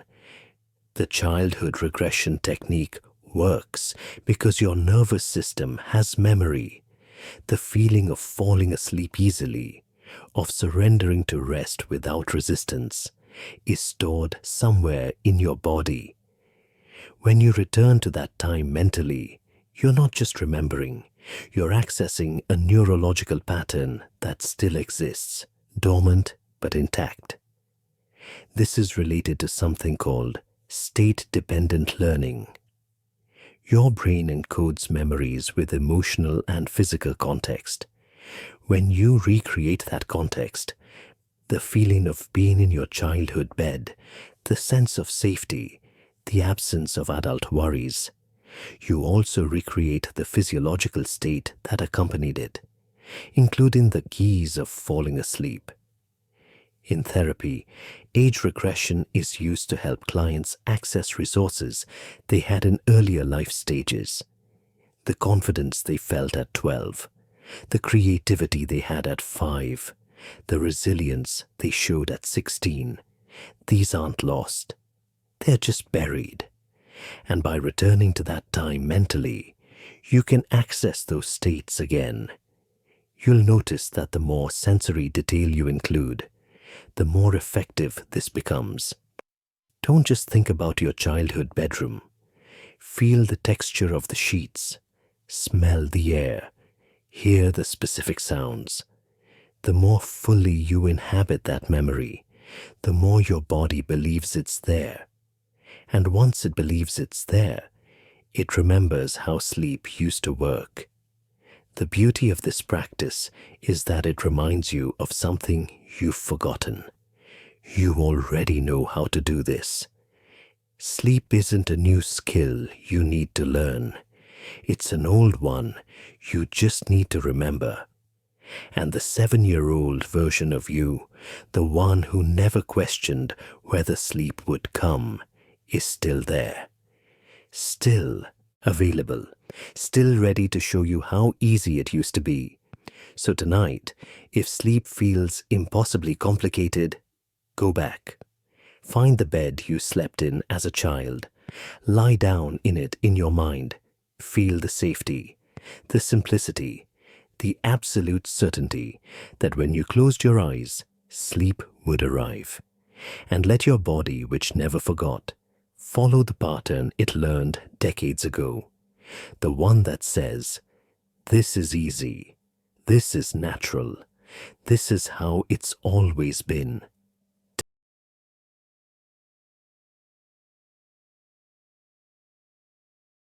The quantum superposition sleep. It's 2:15 a.m. A woman lies in bed, caught in a familiar trap. She's checking, constantly checking. Am I asleep yet? No. Still awake. What about now? Still awake. The act of checking becomes the thing preventing the answer from changing. Each observation confirms, still conscious, still aware, still awake. So she stops observing. She remembers something she read once about quantum mechanics. How particles exist in multiple states simultaneously until they're observed. Schrodinger's cat, alive and dead at the same time, until someone opens the box. The observation collapses the superposition into one state or the other. What if sleep works the same way? She decides to treat herself as unobserved. Right now, in this moment, she's neither fully awake nor fully asleep. She's in superposition. Both states exist simultaneously until she checks. And if she never checks, if she never asks herself, am I asleep yet? Then both states remain possible. She lies still, aware but not checking, conscious but not confirming it. The moment she observes her state, she collapses it into wakefulness. So she doesn't observe. She just exists in the ambiguous space between states. Is she awake? Maybe. Maybe not. She doesn't look, doesn't check, just remains in the undefined territory where both realities coexist. And in that territory, something strange happens. The distinction between awake and asleep begins to blur. Not because she's falling asleep exactly, but because she stopped reinforcing the boundary between the two states. Her thoughts start to drift in ways that don't quite make sense. Logic loosens, images appear that have no clear source. She's having experiences that don't fit neatly into awake or asleep. And because she's not checking, not categorizing, not defining what state she's in, the experiences just happen, uncollapsed, undefined. At some point, the question becomes meaningless. She's not awake, She's not asleep. She's in the space between, and that space has its own quality. Soft, permeable. And if you never observe yourself in it, never force it to become one thing or the other, you can drift through it indefinitely, until drift becomes sleep. Not because she fell, but because she never confirmed she hadn't. The quantum superposition sleep technique works because self-observation is one of the primary things keeping us awake. The moment you ask yourself if you're asleep, you've answered the question, you're awake. The act of checking is itself the confirmation of wakefulness. But if you refuse to check, if you allow yourself to remain undefined, the brain has permission to blur the boundaries. This isn't just metaphor. There's actual neuroscience here. The difference between wakefulness and light sleep is sometimes measured in degrees, not absolutes. In stage 1 sleep, you're still somewhat aware, still processing some external stimuli, still capable of thought. The line between awake and asleep isn't a cliff edge, it's a gradient, and by refusing to define where you are on that gradient, you stop reinforcing one side over the other. In mindfulness practice, this relates to non-judgmental awareness, observing without categorizing. When you stop labeling your experience as good or bad, awake or asleep, the experience becomes more fluid. In sleep science, this is related to sleep state misperception, where people who insist they're awake show brain activity consistent with sleep. Observation shapes reality. You'll notice that the hardest part is resisting the urge to check. The mind wants to know, am I asleep yet? But every time you ask, you collapse the superposition into wakefulness. The trick is to remain curious but unobserved, aware but unchecked, existing in the ambiguous space without trying to resolve it. The beauty of this practice is that it removes the target. You're not trying to fall asleep, you're just refusing to confirm you're awake. And in that refusal, in that deliberate non-observation, sleep stops being something that happens to you and becomes something you're already in, unconfirmed but present. So tonight, if you find yourself checking, stop. Don't ask if you're asleep. Don't try to determine your state. Just exist in the quantum space between, where both are true and neither is confirmed. And let the uncertainty, the beautiful, unresolved uncertainty, be the thing that finally allows the transition to complete itself unobserved. The pain redistribution method. In a quiet bedroom, a man lies rigid. His lower back is screaming. Not acute pain, but the dull, persistent ache that makes every position uncomfortable. He shifts. The pain moves with him.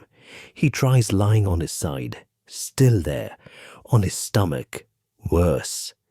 The discomfort is a beacon, pulling his attention back every few seconds, making sleep impossible. He's tried ignoring it. Doesn't work. The pain is too loud, too insistent, so he tries something different. He stops trying to ignore it and instead redistributes it. He imagines the pain as a substance, thick, dark, concentrated in his lower back. There's too much of it in one place. That's why it hurts. But what if he could spread it out? He pictures it beginning to disperse, not disappearing, but diluting. The concentrated mass of pain in his lower back starts to thin, spreading outward. It moves down into his legs, up into his shoulders, across into his arms. The same total amount of pain, but distributed across his entire body instead of focused in one spot. As it spreads, something changes. The sharp, demanding quality fades. His lower back still aches, but it's not alone anymore. The sensation is everywhere now, but because it's everywhere, It's nowhere in particular, just a vague, general heaviness. Uncomfortable maybe, but not urgent, not demanding his full attention. He keeps spreading it into his hands, his feet, his neck, his jaw. Every part of his body now carries a tiny fraction of what his lower back was bearing alone, and each tiny fraction is barely noticeable. The sum hasn't changed, but the distribution has, and distribution changes everything. Eventually, the sensation becomes so diffuse, so evenly distributed, that it's not really pain anymore. It's just sensation, background noise, something present but not intrusive. His attention, which was locked on that one point of concentrated discomfort, has nothing to lock onto anymore. The pain has diluted to the point of near invisibility. His muscles, which were tensing against the concentrated pain, begin to release. His breath deepens. The vigilance fades. And in the absence of that focal point of discomfort, sleep becomes possible again. The pain redistribution method works because pain is partly about location and intensity. Concentrated pain demands attention. But when you imagine spreading that pain across your entire body, you're changing its relationship to your consciousness. It's no longer a problem that needs solving. It's just a general state, evenly distributed, impossible to focus on because it's everywhere and therefore nowhere. This technique is related to pain management strategies used in chronic pain treatment. When patients are taught to breathe into pain or imagine it spreading or dissolving, the subjective experience of pain decreases even though the underlying physical cause hasn't changed. Pain is as much perception as it is sensation, and perception can be manipulated. In meditation, body scans often work on this principle. By moving attention through the entire body rather than fixating on one area of discomfort, the brain's pain response diffuses. The tight focus that amplifies pain is replaced by broad awareness that diminishes it. You'll notice that this doesn't make the pain disappear. It's still there. But by imagining it distributed evenly across your entire body, you change its quality. Concentrated pain is sharp, demanding, impossible to ignore. Diffuse discomfort is vague, general, easy to let fade into background awareness. The beauty of this practice is that it works with the pain instead of against it. You're not denying it exists. You're not trying to will it away. You're just spreading it out, thinning it, diluting it, until it loses the concentrated intensity that was keeping you awake. And once it's diffuse enough, once it's just a general heaviness rather than a specific problem, your body can finally stop guarding against it and let sleep arrive. So tonight, if pain is keeping you awake, stop fighting it directly. Find where it's concentrated. Picture it as something you can move, spread, redistribute. Let it thin out across your entire body until each part carries just a fraction of what one part was bearing alone. And discover that pain, when spread thin enough, becomes something you can finally sleep through. The fictional character. Embodiment. It's past midnight. A woman lies in bed, still wired from the day. Her mind is sharp, alert, running through everything that happened and everything that needs to happen tomorrow. She's herself, fully, completely herself, and that self is too awake to sleep. So she becomes someone else. She chooses a character, not randomly but deliberately. A character she's seen in a film or read in a book. Someone exhausted. Someone who collapses into bed at the end of a long, brutal day and falls asleep within seconds. She can see this character clearly, the weight they carry, the weariness in their bones.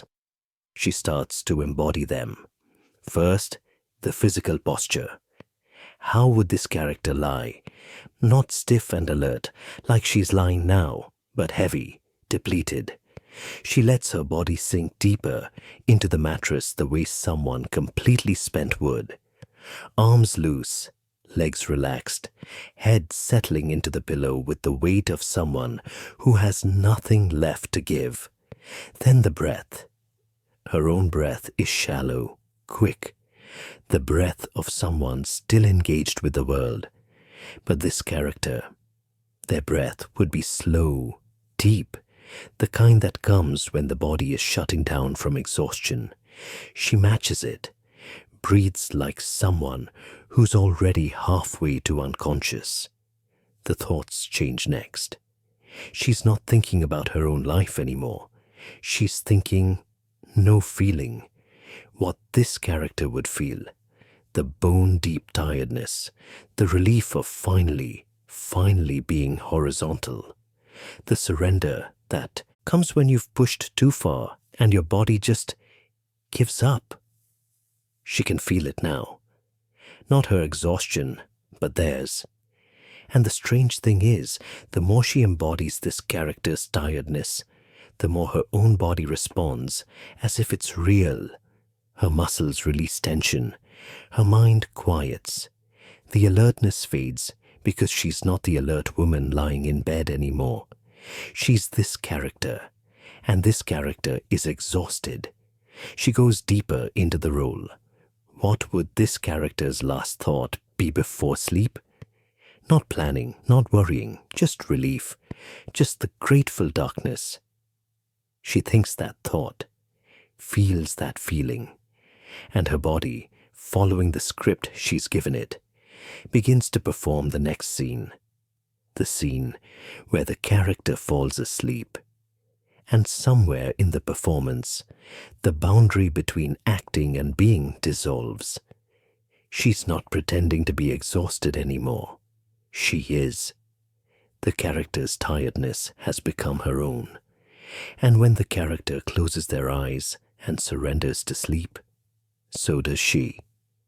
The fictional character embodiment works because identity is more fluid than we think.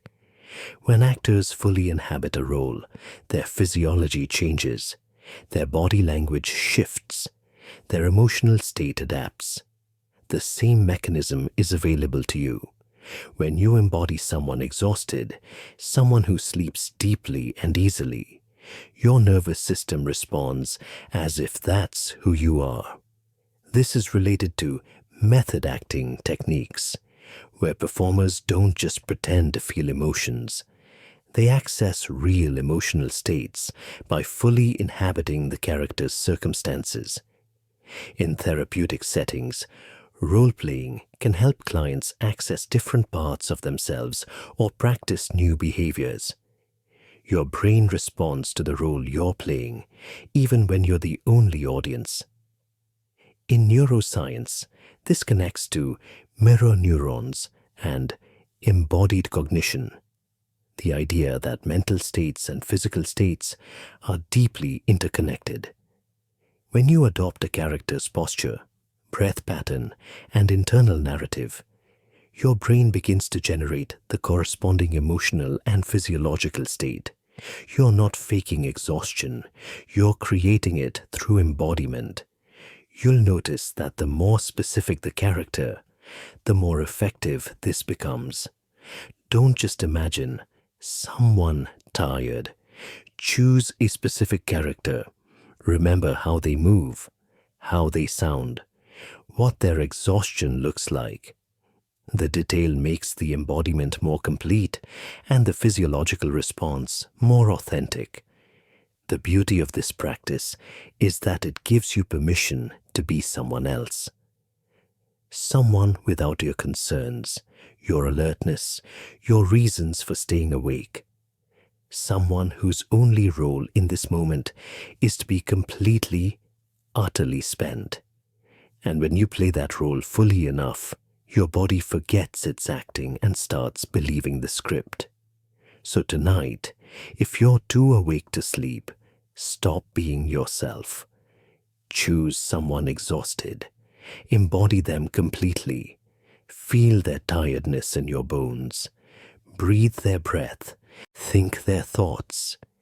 And let your body, convinced by the performance, follow the script to its inevitable conclusion.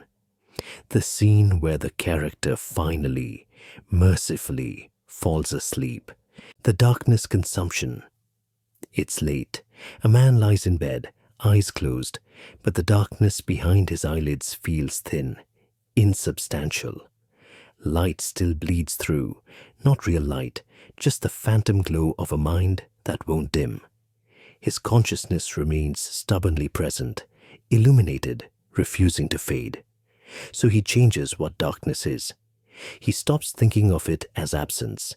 Instead, he imagines it as substance, something thick, something he can breathe. With each inhale, he's pulling darkness into his lungs. Not air, but pure void, black, dense, heavy. It pours into him like smoke, like liquid shadow filling his chest cavity. He holds it for a moment, feels it sitting there, heavy and cold. Then he exhales, but the darkness stays. It's inside him now, beginning to spread, from his lungs into his bloodstream, through his arteries, into every corner of his body. With the next breath, more darkness enters. It flows down his throat, floods his lungs, joins what's already there. The concentration increases. His chest is full of it now, his abdomen. The darkness moves into his arms, his legs, his fingers, his toes. Every breath brings more void, more absence, filling the spaces where consciousness used to live. He can feel it displacing something, not oxygen. Awareness. Each inhalation of darkness pushes out a small piece of his waking mind. The thoughts that were circling begin to dissolve, not because he's stopping them, but because there's no room for them anymore. The darkness is taking their place. His head fills last. The darkness rises like water in a container, slowly flooding his brain. The parts that plan, that worry, that stay alert. They're submerged now, covered, replaced by the thick, impenetrable void he's been breathing in. By the time his entire body is full, he's not a person anymore. He's a container of darkness, a vessel of void. There's no consciousness left to hold on to, no awareness left to maintain, just the heavy absolute darkness that's consumed everything from the inside out. And in that consumption, in that total replacement of self with shadow, sleep doesn't arrive. It's already happened, because where consciousness was, there's nothing now. Just the dark he's been breathing, just the void he's become. The darkness consumption technique works because it actively replaces wakefulness with something else. You're not waiting for consciousness to fade.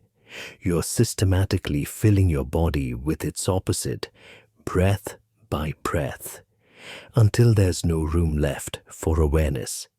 It's visualization as displacement.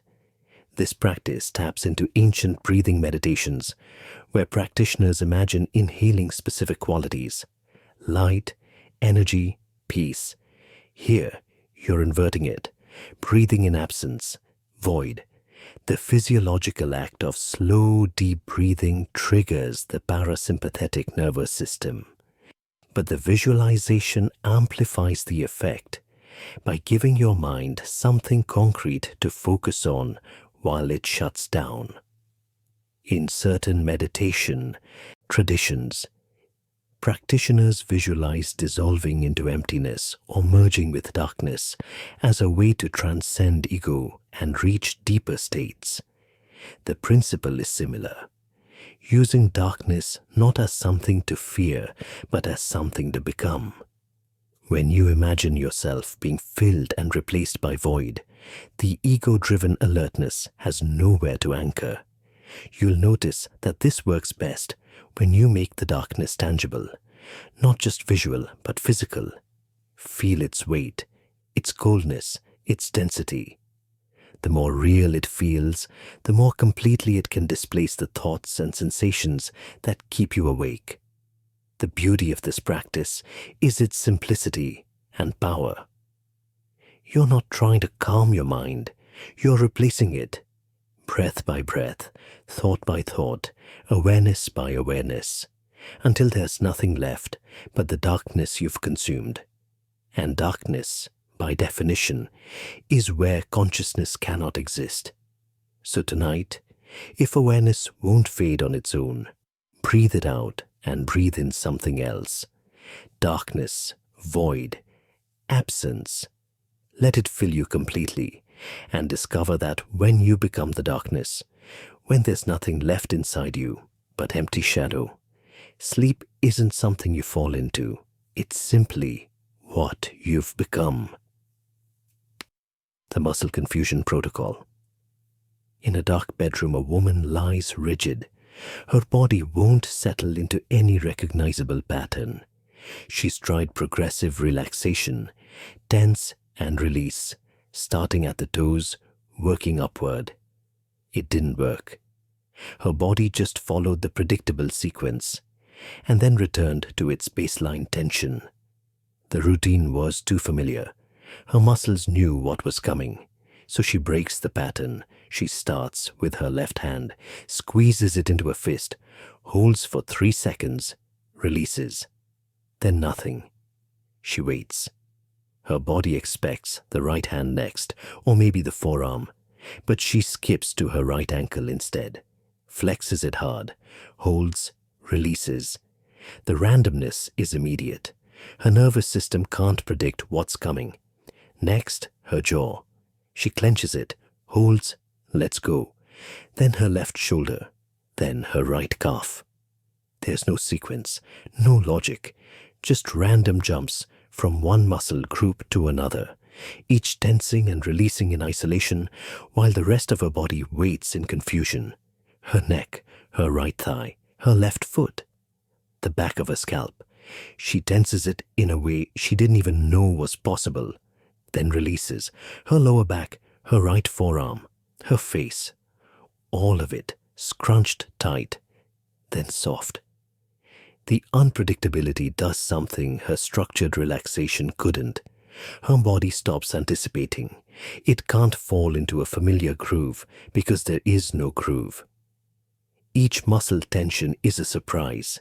Each release is unexpected.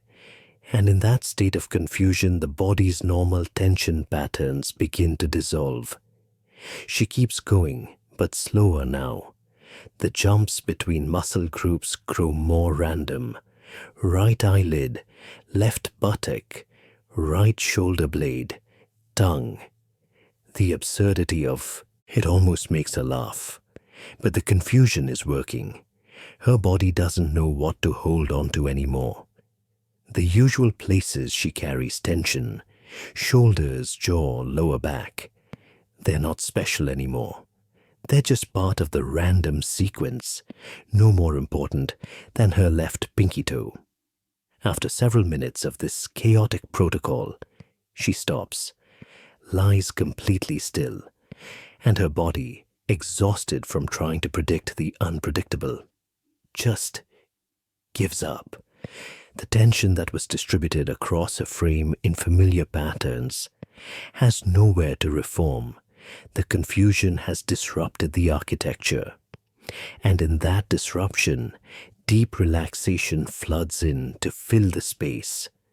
The muscle confusion protocol works because habitual tension patterns are partly maintained by predictability. Your body knows its script. Shoulders tense when stressed. Jaw clenches when anxious. Lower back tightens when worried. But when you tense and release muscles in random, illogical order, you interrupt that script. The body can't maintain its familiar patterns because it's too busy trying to keep up with your commands. This technique is related to pattern interruption in neuro-linguistic programming and therapy. When you disrupt an automatic response, you create an opening for change. In this case, you're disrupting the automatic tension response. Your nervous system, confused by the random sequence, temporarily loses its grip on habitual holding patterns.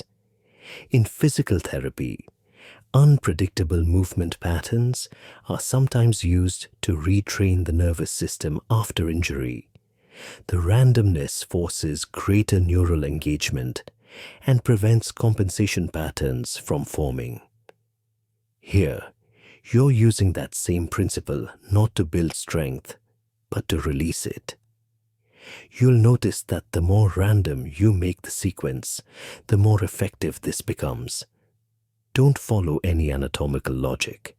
Don't work from extremities to core or top to bottom. Just jump around chaotically.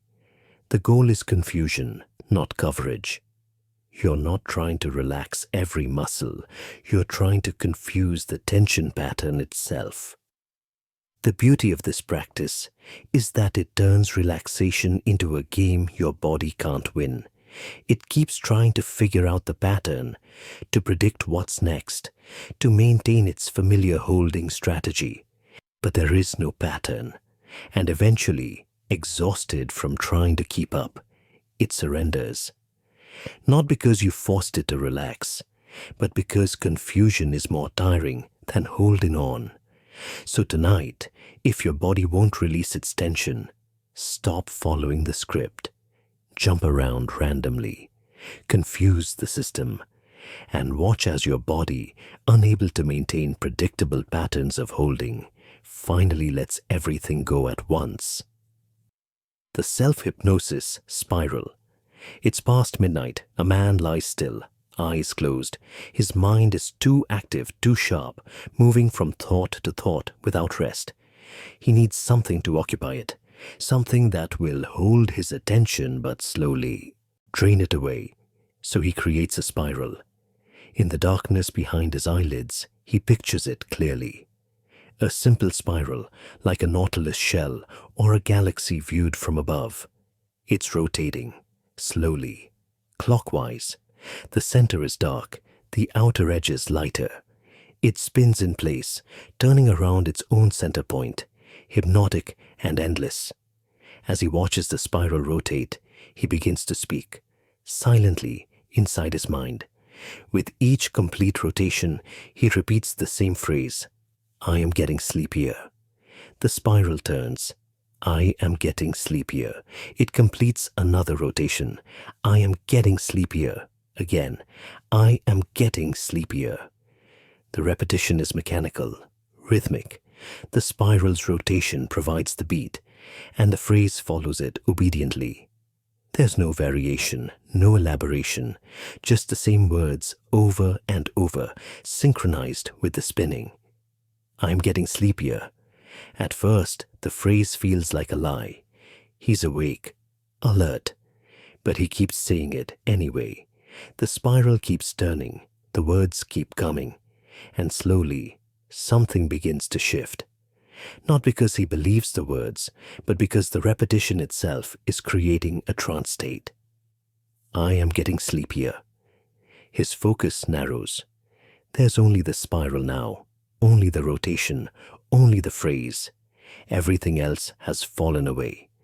The thoughts that were racing through his mind have nowhere to land because his attention is fully occupied by this simple, repetitive task. "I'm getting sleepier." The spiral starts to blur slightly. Or maybe his mental vision is blurring. He's not sure. The distinction between the spiral and his observation of it begins to dissolve. He's not watching it anymore. He's inside it, part of it, rotating with it. "I am getting sleepier." And then he is. The phrase, repeated so many times, it's lost all meaning, has become true. Not because he decided it should be, but because the repetition itself has hypnotized him into the state it describes. The spiral keeps turning, but he's not sure if he's still watching. The words continue, but he's not sure if he's still seeing them. I am getting... He doesn't finish. The spiral has taken him somewhere else, somewhere beyond the words, beyond the watching. Somewhere the repetition finally accomplished what it promised. The self-hypnosis spiral works because repetition and focused visualization are the foundation of trance induction. When you combine a rotating visual with a repeated suggestion, you're creating the exact conditions that hypnotists use to guide subjects into altered states. But you're doing it to yourself, for yourself. This technique leverages something called autosuggestion, the process of influencing your own subconscious through repeated phrases. The conscious mind may doubt the words at first, but the subconscious mind responds to repetition. Say something enough times, especially while in a focused, meditative state, and the subconscious begins to accept it as instruction. In clinical hypnotherapy, spirals are classic induction tools. The rotating motion naturally captures attention and creates a mild, dissociative state. Adding verbal repetition amplifies the effect. You're essentially performing a hypnotic induction on yourself, using the spiral as your focal point and the phrase as your deepening suggestion. You'll notice that the specific phrase matters less than the repetition. I am getting sleepier works, but so would I am drifting deeper or I am letting go. Choose something simple, present tense, that describes the state you want to enter.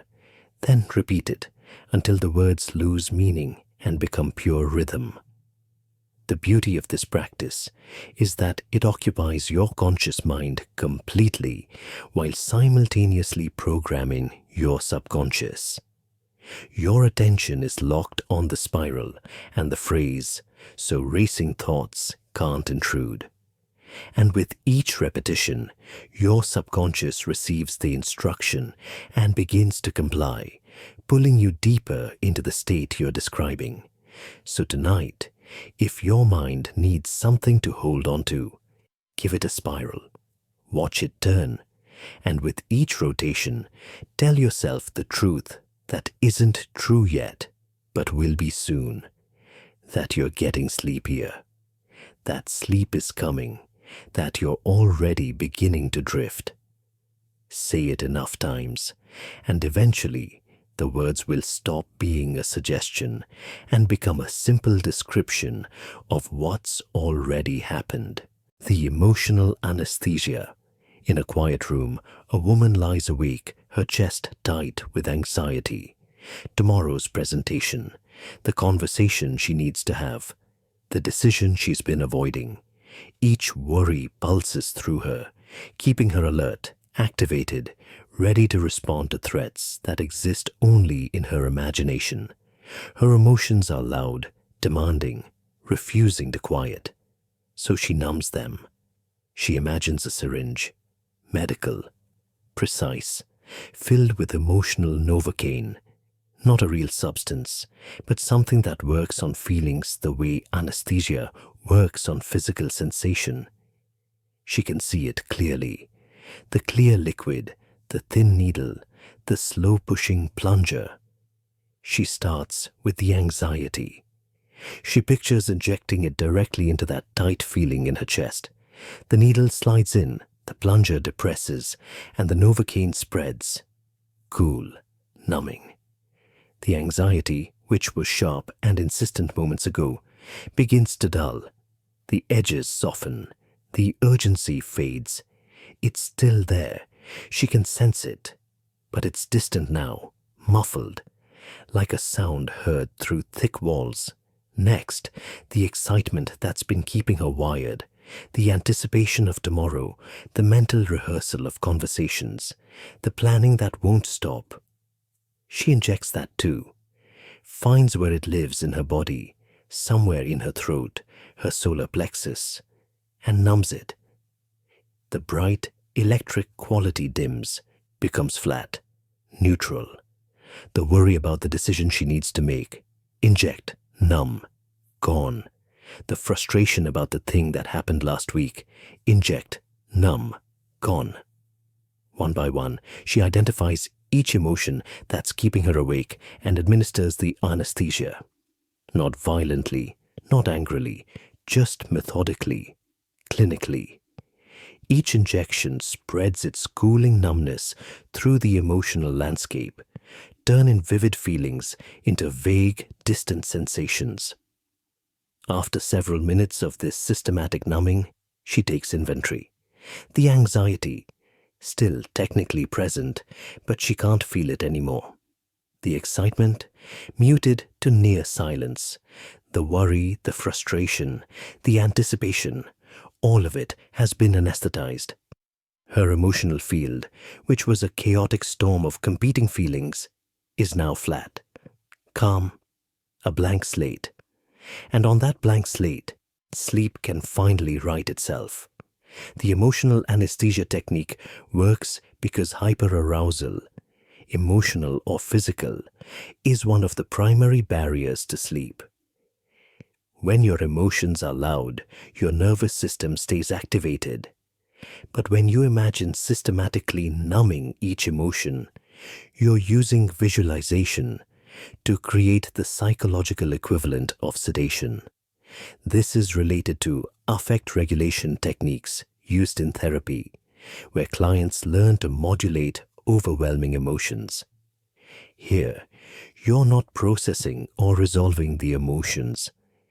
You're temporarily disconnecting from them, creating space. The Novocaine metaphor is powerful because most people have experienced physical anesthesia, the strange sensation of numbness, of knowing something is there but not being able to feel it. You're applying that familiar sensation to emotional experience. In mindfulness practice, there's a technique called noting and releasing, where you acknowledge emotions without engaging with them. This is similar but more active. You're not just releasing, you're actively numbing. For people whose emotions feel too intense to simply let go, imagining a concrete intervention can be more effective. You'll notice that this doesn't make the emotions disappear. They're still there. But the connection between the emotion and your experience of it has been severed. It's like watching a storm through soundproof glass. You can see it, but you can't hear it or feel it anymore. The beauty of this practice is its clinical detachment. You're not judging your emotions as bad or trying to force yourself to feel differently. You're just administering anesthesia, a medical procedure, neutral, effective. And when the procedure is complete, what remains is exactly what you need for sleep. A quiet, emotionally blank space where rest can finally take root. So tonight, if your emotions won't quiet, stop trying to calm them. Numb them instead, one injection at a time. Let the emotional Novocaine do its work. And discover that when your feelings are anesthetized, when the emotional noise has been muted to silence, sleep doesn't need to fight its way in. It just settles into the blank space you've created, easy and inevitable. The temperature gradient visualization. It's late. A man lies in bed, his body temperature all wrong. He's too warm in some places, too cool in others. The blanket is either too heavy or too light. He can't find the thermal equilibrium that signals his body it's time to sleep. Everything feels slightly off. So he takes control of the temperature himself, internally. He starts with his head. He imagines it cooling, not drastically, just a few degrees, like someone has placed a cool cloth across his forehead. The heat that was building there, the mental activity generating warmth, begins to dissipate. His temples cool, his scalp cools. The fevered quality of an overactive mind starts to fade. He lets the coolness deepen. His head becomes noticeably cooler now, comfortable, the way it feels when you step outside on a crisp evening after being in a warm room. That pleasant contrast, that relief. At the same time, he shifts his attention to his feet. They're at the other end of the thermal spectrum, cold, distant. He begins to warm them, not with actual movement or external heat, but with imagination. He pictures warm water slowly filling around them, or warm sand, or the feeling of standing near a fire. The warmth spreads through his toes, his arches, his heels. His feet begin to tingle slightly as the imagined warmth takes hold. The coolness that was there moments ago is replaced by gentle, comfortable heat. Not burning, just warm, present, alive. He maintains both sensations simultaneously. Cool head, warm feet, the temperature gradient running from one end of his body to the other. And as this gradient establishes itself, something in his physiology shifts. His body recognizes the pattern. This is the thermal signature of sleep onset. Cool head, warm extremities. The pattern that appears naturally when the body is transitioning from wakefulness to rest. He deepens both sensations. Head cooling further, feet warming more. The gradient becomes more pronounced, and with it, the signal to his nervous system becomes clearer. It's time. The conditions are right. Sleep can begin. The temperature gradient visualization works because it mimics the body's natural thermoregulation during sleep onset. Core temperature drops slightly, while peripheral temperature, in hands and feet, rises as blood vessels dilate. This redistribution of heat is one of the physiological markers that sleep is approaching. By visualizing it deliberately, you're creating the thermal conditions that signal sleep. This isn't just imagination. Research shows that warming the feet and cooling the head can actually facilitate sleep onset. You don't need external tools, a cool pillow or warm socks, though those help. The visualization itself can trigger vasodilation in the extremities and cooling in the head through the mind-body connection. In traditional Chinese medicine and Ayurveda, temperature balance is considered crucial for sleep. Cool head, warm feet is a common recommendation. In modern sleep science, this is explained through circadian rhythms and body temperature curves that naturally dip as sleep approaches. You're accelerating that natural process through focused visualization. You'll notice that the more vividly you imagine the temperature changes, the more your body responds. Don't just think cool head. Feel the coolness spreading across your scalp. Feel it penetrating inward. Don't just think warm feet. Feel the specific sensation of warmth moving through your toes, your soles, your ankles. The beauty of this practice is that it harnesses a physiological process that's already associated with sleep. You're not inventing something new. You're triggering something ancient, something your body already knows how to do. The temperature gradient is a signal it understands, a pattern it recognizes. And when you create that pattern deliberately, your body responds by initiating the sleep sequence it associates with those conditions. So tonight, if your body's temperature feels wrong, adjust it yourself. Cool your head, warm your feet, establish the gradient, and let your body, recognizing the familiar pattern of sleep onset, follow the temperature map you've drawn.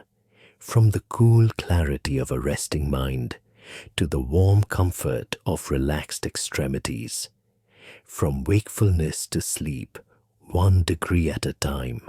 The thought observation without judgment. It's 1:30 a.m. A woman lies in darkness, eyes closed. Her mind is producing thoughts at a relentless pace. What she said at work, what she should have said, the appointment next week, the thing she forgot to do. Each thought arrives with urgency, demanding attention, insisting it matters right now. She's been fighting them, trying to push them away, redirect them, replace them with better thoughts. But fighting only makes them stronger. Each thought she pushes away comes back louder, more insistent. The battle is exhausting and she's losing, so she stops fighting. She becomes an observer instead. She imagines herself sitting on a hillside, watching clouds drift across the sky. Each cloud is a thought. Some are small and wispy, fleeting worries, passing observations. Others are large and dark, major anxieties, persistent concerns. But they're all just clouds. None of them are her. She's the sky. They're just passing through. A thought appears. I'm never going to fall asleep. She watches it form, recognizes it, but doesn't engage. It's just a cloud. Dark and heavy, yes, but moving. She doesn't argue with it, doesn't try to convince herself otherwise, just watches it drift across her internal sky. Another thought. Tomorrow is going to be difficult. Same response. Observation without attachment. The thought exists. She sees it. It moves on. The thoughts keep coming. Some move quickly. Others linger. But she maintains her position. She's not in the thoughts. She's watching them. There's a subtle but crucial distance. The thoughts don't need her participation to exist, and she doesn't need to participate for them to pass. After several minutes of this pure observation, something changes. The thoughts begin to slow, not because she's stopping them, but because they're no longer being fed. Engagement was their fuel. Without it, they have less energy. The stream of clouds becomes sparser. More space appears between them. Eventually, long stretches of empty sky appear. No thoughts, just clear, open space. She notices the absence, but doesn't cling to it. Just observes that too. And in that observation, in that complete non-engagement with her mental content, consciousness itself begins to thin. She's not sure when the last thought passed, just that at some point she stopped watching, not because she fell asleep, but because there was nothing left to watch. The sky had gone empty, and she, the observer, dissolved into the emptiness she was observing. The thought observation without judgment works because resistance creates persistence. When you fight thoughts, you give them energy. When you engage with them, agreeing, disagreeing, analyzing, you strengthen them. But when you simply observe without judgment or engagement, you remove their fuel, and thoughts, like fires, eventually burn out without fuel. This is the foundation of mindfulness meditation. The practice of noting thoughts without getting caught in them. In clinical settings, this technique is used to treat anxiety, OCD, and insomnia. When patients learn to observe their thoughts as separate from themselves, the thoughts lose their power to create emotional arousal. The neuroscience is clear. The default mode network, responsible for mind wandering and rumination, quiets when you shift into observation mode. You're literally changing which parts of your brain are active. From the thinking, analyzing, worrying networks to the observing, witnessing, non-reactive ones. You'll notice that judgment is the key variable. It's not enough to observe. You have to observe without labeling thoughts as good or bad, important or trivial. The moment you judge, you've engaged, and engagement restarts the cycle. Pure observation means watching a worry cross your mind with the same neutrality you'd watch a bird cross the sky. The beauty of this practice is its paradox. You stop trying to control your thoughts, and they lose their control over you. You stop fighting sleep, and sleep arrives. The distance you create between yourself and your mental activity, the simple recognition that thoughts are events you observe, not truths you must obey, is often all that's needed for the mind to finally quiet itself. So tonight, if thoughts won't stop trying to stop them. Just watch. Like clouds, like cars passing on a distant highway, like anything that moves through space without requiring your participation, and discover that thoughts, when deprived of engagement, eventually run out of momentum. The stream slows, the sky clears, and the observer, with nothing left to observe, simply fades away. The paradoxical intention reversal. It's 2:45 a.m. A man lies rigid with frustration. He's been trying to sleep for hours. Every technique, every trick, every mental exercise has failed. The harder he tries, the more awake he becomes. The desperation itself has become the obstacle. He needs to sleep, which means he can't. So he gives up, completely, not with resignation or defeat, but with genuine acceptance. He makes a decision. He won't sleep tonight, not because he's failed, but because he's choosing not to. He's going to lie here, awake, for the entire night. And that's fine. That's the plan now. The moment he makes this decision, something shifts. The pressure releases. There's no more battle, no more goal to achieve, no more clock to race against. He's awake. He's going to stay awake.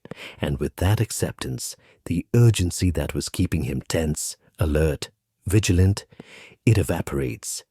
He settles into the wakefulness, embraces it. This is the night he stays awake. So be it.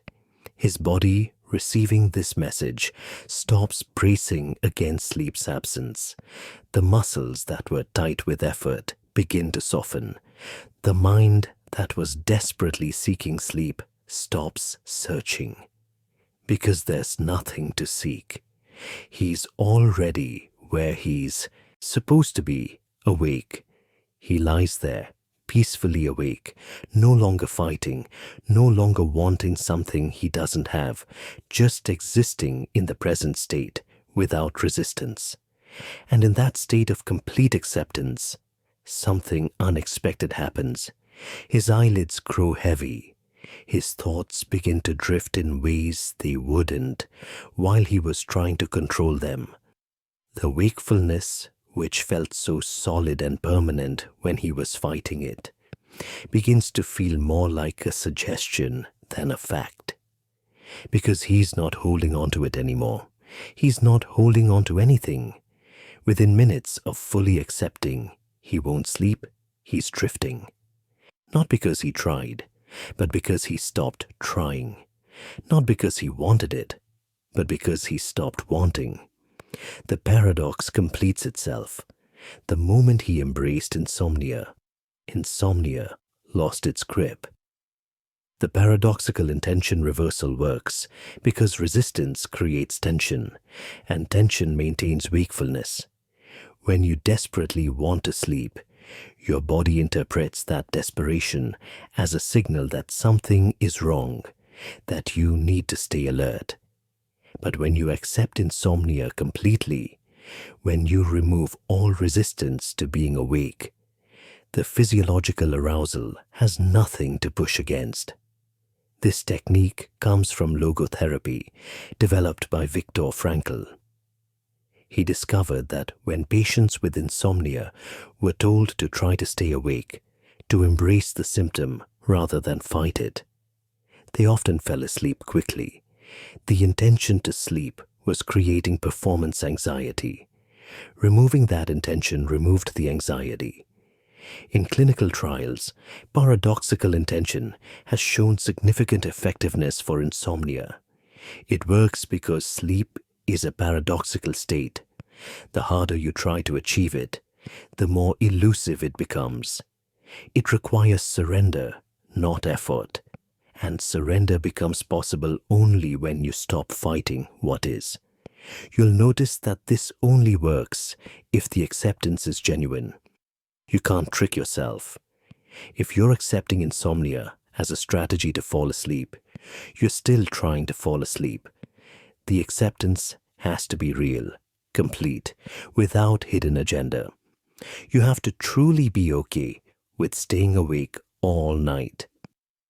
The beauty of this practice is that it addresses the root cause of much insomnia, the fear and frustration around not sleeping.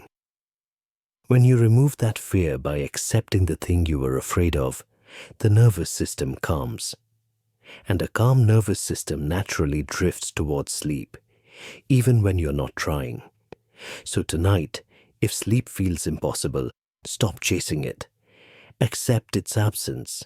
Decide you're going to be awake tonight, and that's completely fine. Mean it. Feel the relief of no longer having something to achieve, and then watch, with quiet surprise, as the thing you stopped fighting for arrives on its own, uninvited and inevitable, the moment you stopped standing in its way. The heartbeat. Synchronization. In a quiet bedroom, a woman lies still, but her internal world feels chaotic. Her mind is racing, thoughts overlapping, and beneath it all, her heart is beating too fast. Not panic, but close. The elevated heart rate is both symptom and cause. Anxiety speeds the heart, and the fast heartbeat signals danger, feeding more anxiety. The loop sustains itself, so she focuses on the one thing she can influence, the rhythm. She places her hand on her chest, feeling the pulse beneath her palm. Or she finds it at her wrist or her neck. The location doesn't matter. What matters is making contact with the beat, feeling it, counting it. It's fast. Probably 85-90 beats per minute. Too fast for sleep. She doesn't judge it, just notices. And then she begins to slow it. Not physically, but mentally. She imagines the beats spacing out, the interval between each thump lengthening just slightly. Where there was maybe 0.7 seconds between beats, she imagines 0.8, a subtle change, almost imperceptible. But she holds that image, that slightly slower rhythm, and she listens to see if her actual heartbeat responds. Sometimes it does, sometimes it doesn't, but she continues. She imagines the next increment. 0.1 becomes 0.9, the heartbeat slowing further. She can hear it in her mind, the deeper, calmer thump of her heart at rest. Not the quick, anxious flutter, but the steady, grounded pulse of someone peaceful. She stays with this image, synchronizing her mental suggestion with what she feels beneath her hand. And gradually, very gradually, her actual heartbeat begins to follow. The mind-body connection is strong enough that focused intention can influence autonomic processes.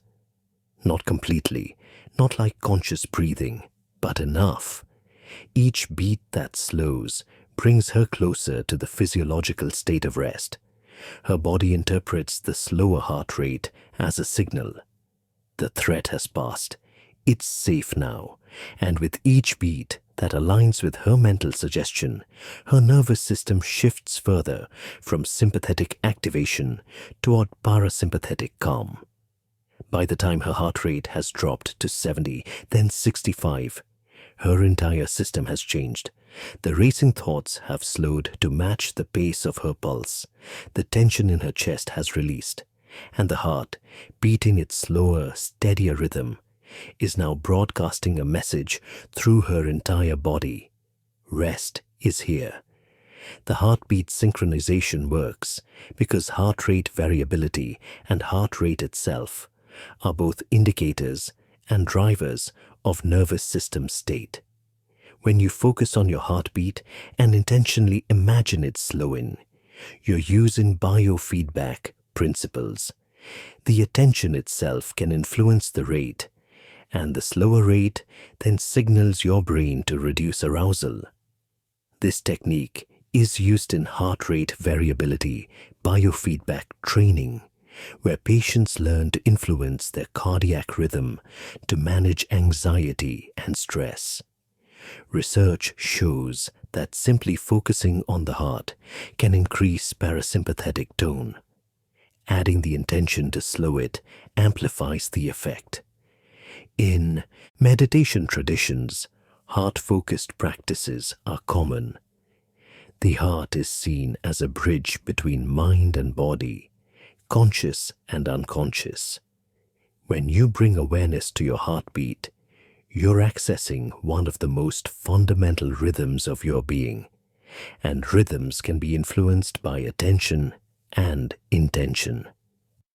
You'll notice that this works best when you don't force it. You can't command your heart to slow the way you command your arm to move, but you can suggest, you can imagine, you can create a mental pattern and invite your body to synchronize with it. The suggestion is gentle but surprisingly effective.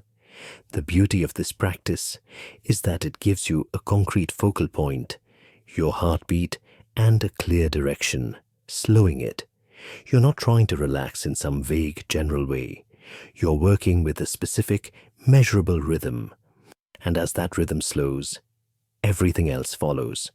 Breath, thoughts, arousal, all of it sinks to the slower beat. So tonight, if your heart is racing, place your hand over it. Feel the rhythm, and then slowly imagine it slowing, beat by beat, interval by interval.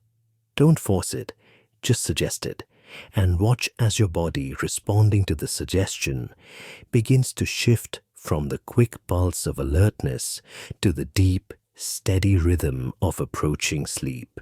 The memory fog installation. It's past midnight. A man lies awake, his mind caught in the past.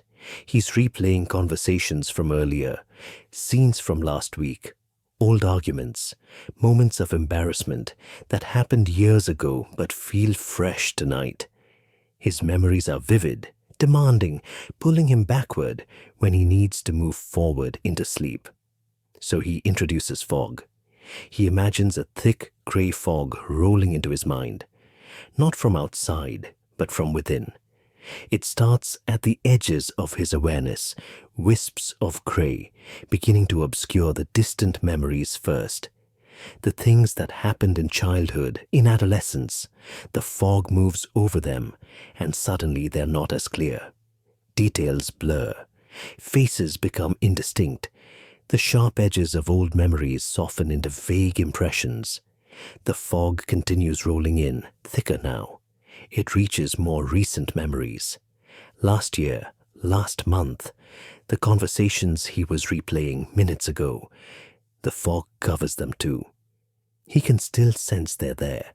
The memories haven't disappeared, but he can't see them clearly anymore. They've become hazy, uncertain, like trying to remember a dream hours after waking. He watches the fog fill his mental landscape. Memories he could access moments ago now feel distant, unreachable. The fog is too thick. Even when he tries to focus on a specific memory, to pull it into clarity, the fog prevents it. The harder he looks, the less he can see. The fog reaches the very recent past, today, this evening. Even the memory of lying down to sleep becomes hazy. How long ago was that? He's not sure. The timeline is obscured. The details are fading. His entire history is disappearing behind the gray, and with it, the sense of being anchored in a continuous story. Without clear access to his memories, something strange happens. His sense of self begins to thin. because identity is built on memory. Who you are is largely a story you tell yourself about who you've been. But when the memories become inaccessible, when the fog is too thick to see through, the story can't hold, and the self it was supporting begins to dissolve. He's no longer the person who had that conversation earlier, no longer the person who made that mistake last week. The fog has taken all of that. What remains is just present moment awareness, untethered from history. And present moment awareness, without the weight of memory to anchor it, is already drifting, already fading, already halfway to sleep. The memory fog installation works because consciousness relies heavily on memory to maintain itself. When you can't access your memories clearly, your sense of continuous identity weakens, and without a strong sense of self, without the story of who you are and what you've done, the ego's grip loosens. The mind, unable to maintain coherent narratives, begins to shut down. This technique is related to hypnotic suggestions used in trance induction, where subjects are told their memories are becoming distant or unclear. The suggestion creates a dissociative state where the person feels less connected to their personal history. That disconnection allows for deeper relaxation because they're no longer carrying the weight of their past. In meditation, there are practices that involve letting memories arise and dissolve without attaching to them. This goes further. Actively obscuring memories with fog, you're not just watching them pass, you're making them inaccessible. The effect is a kind of temporary amnesia that frees you from the burden of remembering who you are and what you're worried about. You'll notice that this can feel disorienting at first. Our memories provide comfort and continuity. Deliberately fogging them removes that stability, but that disorientation, that sense of being unmoored from your own history, is exactly what allows consciousness to finally let go. The beauty of this practice is that it addresses a fundamental truth. We stay awake partly because we're too busy being ourselves. Our identity, built on memory, requires maintenance. But when memory becomes inaccessible, when the fog makes your past unclear, you can stop being that person for a while. And without the person to maintain, sleep becomes inevitable. So tonight, if your memories won't leave you alone, fog them over. Let the gray mist roll through your mind, obscuring everything it touches. Let your past become hazy, your history unclear, your identity thin, and discover that when you can't remember who you are, when the fog is thick enough, there's no one left to stay awake. Just consciousness dissolving into the gray, formless, and finally, mercifully quiet. The textural meditation. It's late.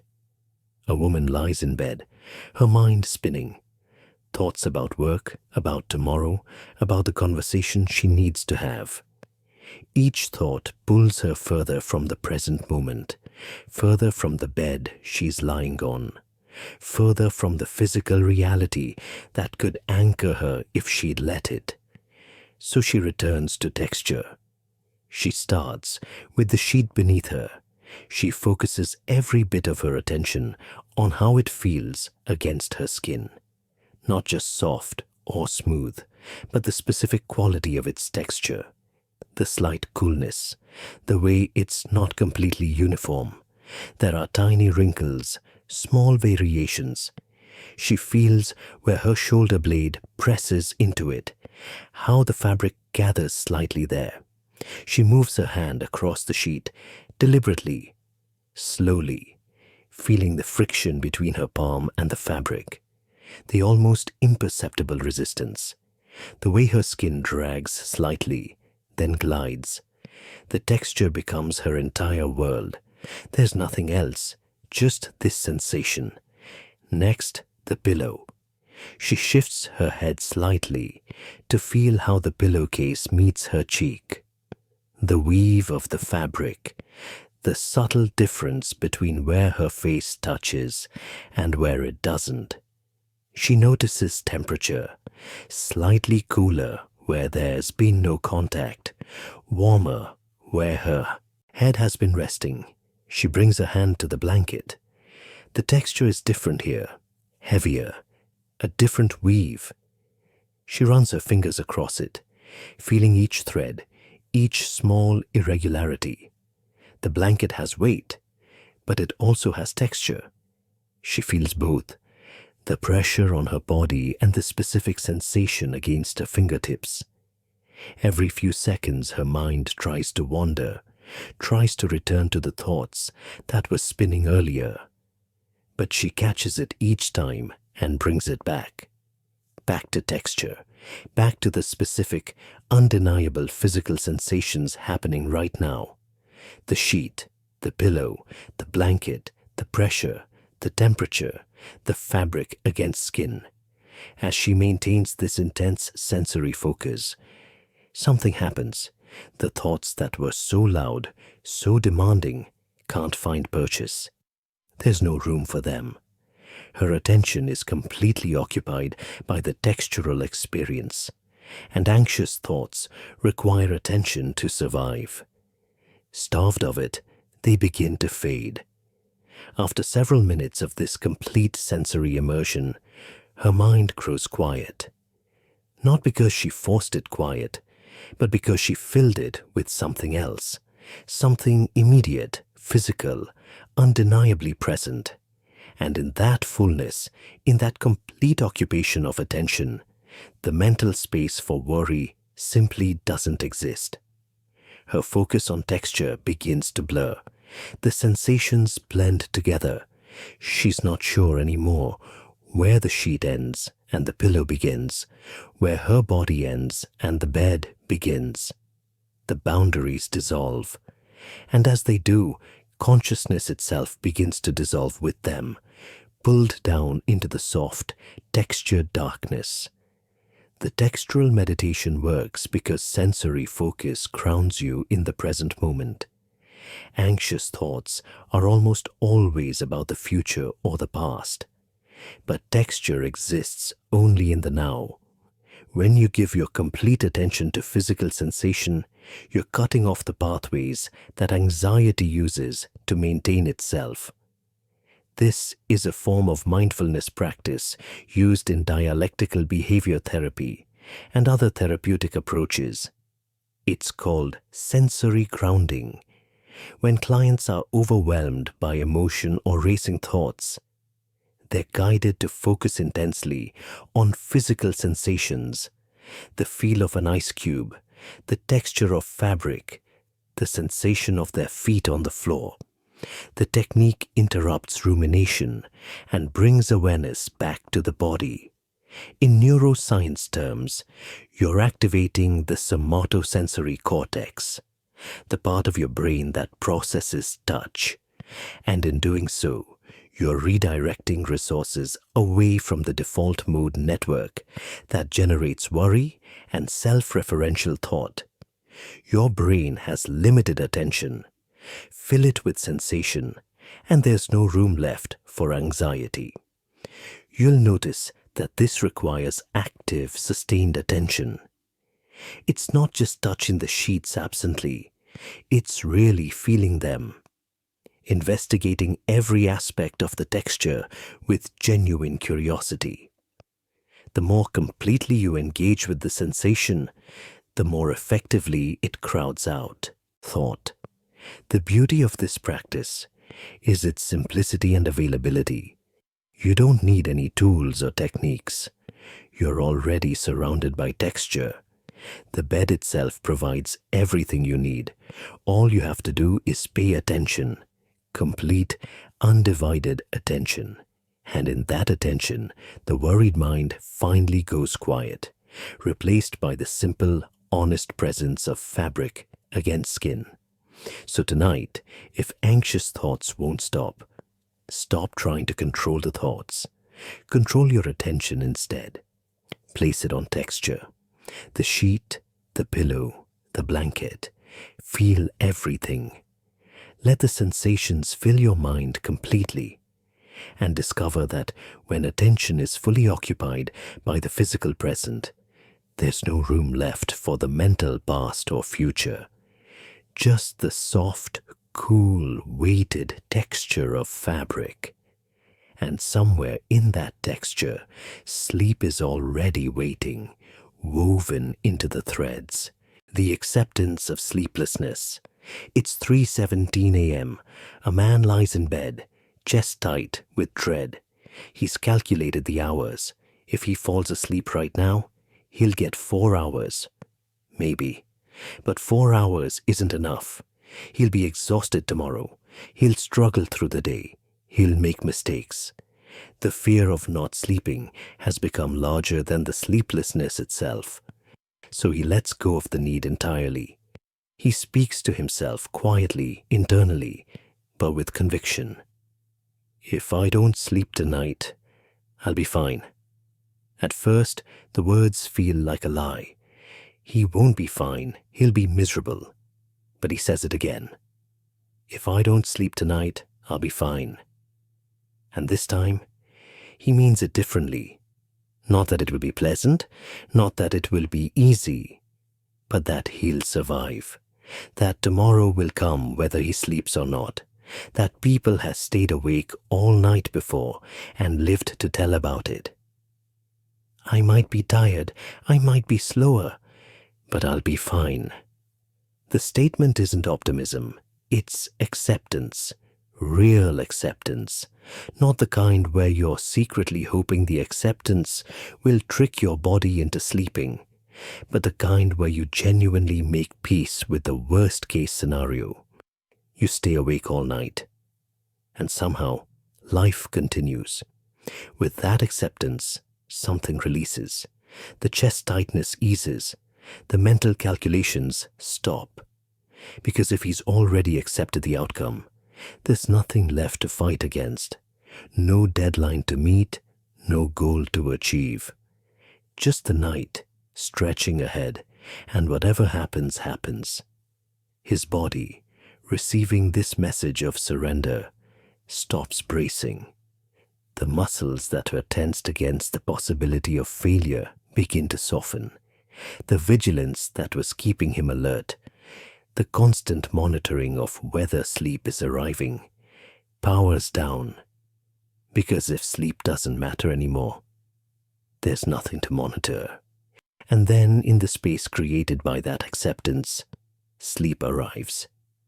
Not because he wanted it, not because he tried for it, but because the obstacle, the desperate need, the performance pressure, the fear of failure has been removed. He's not sure when it happened. Just that at some point, after accepting he'd be fine without sleep, he stopped being awake.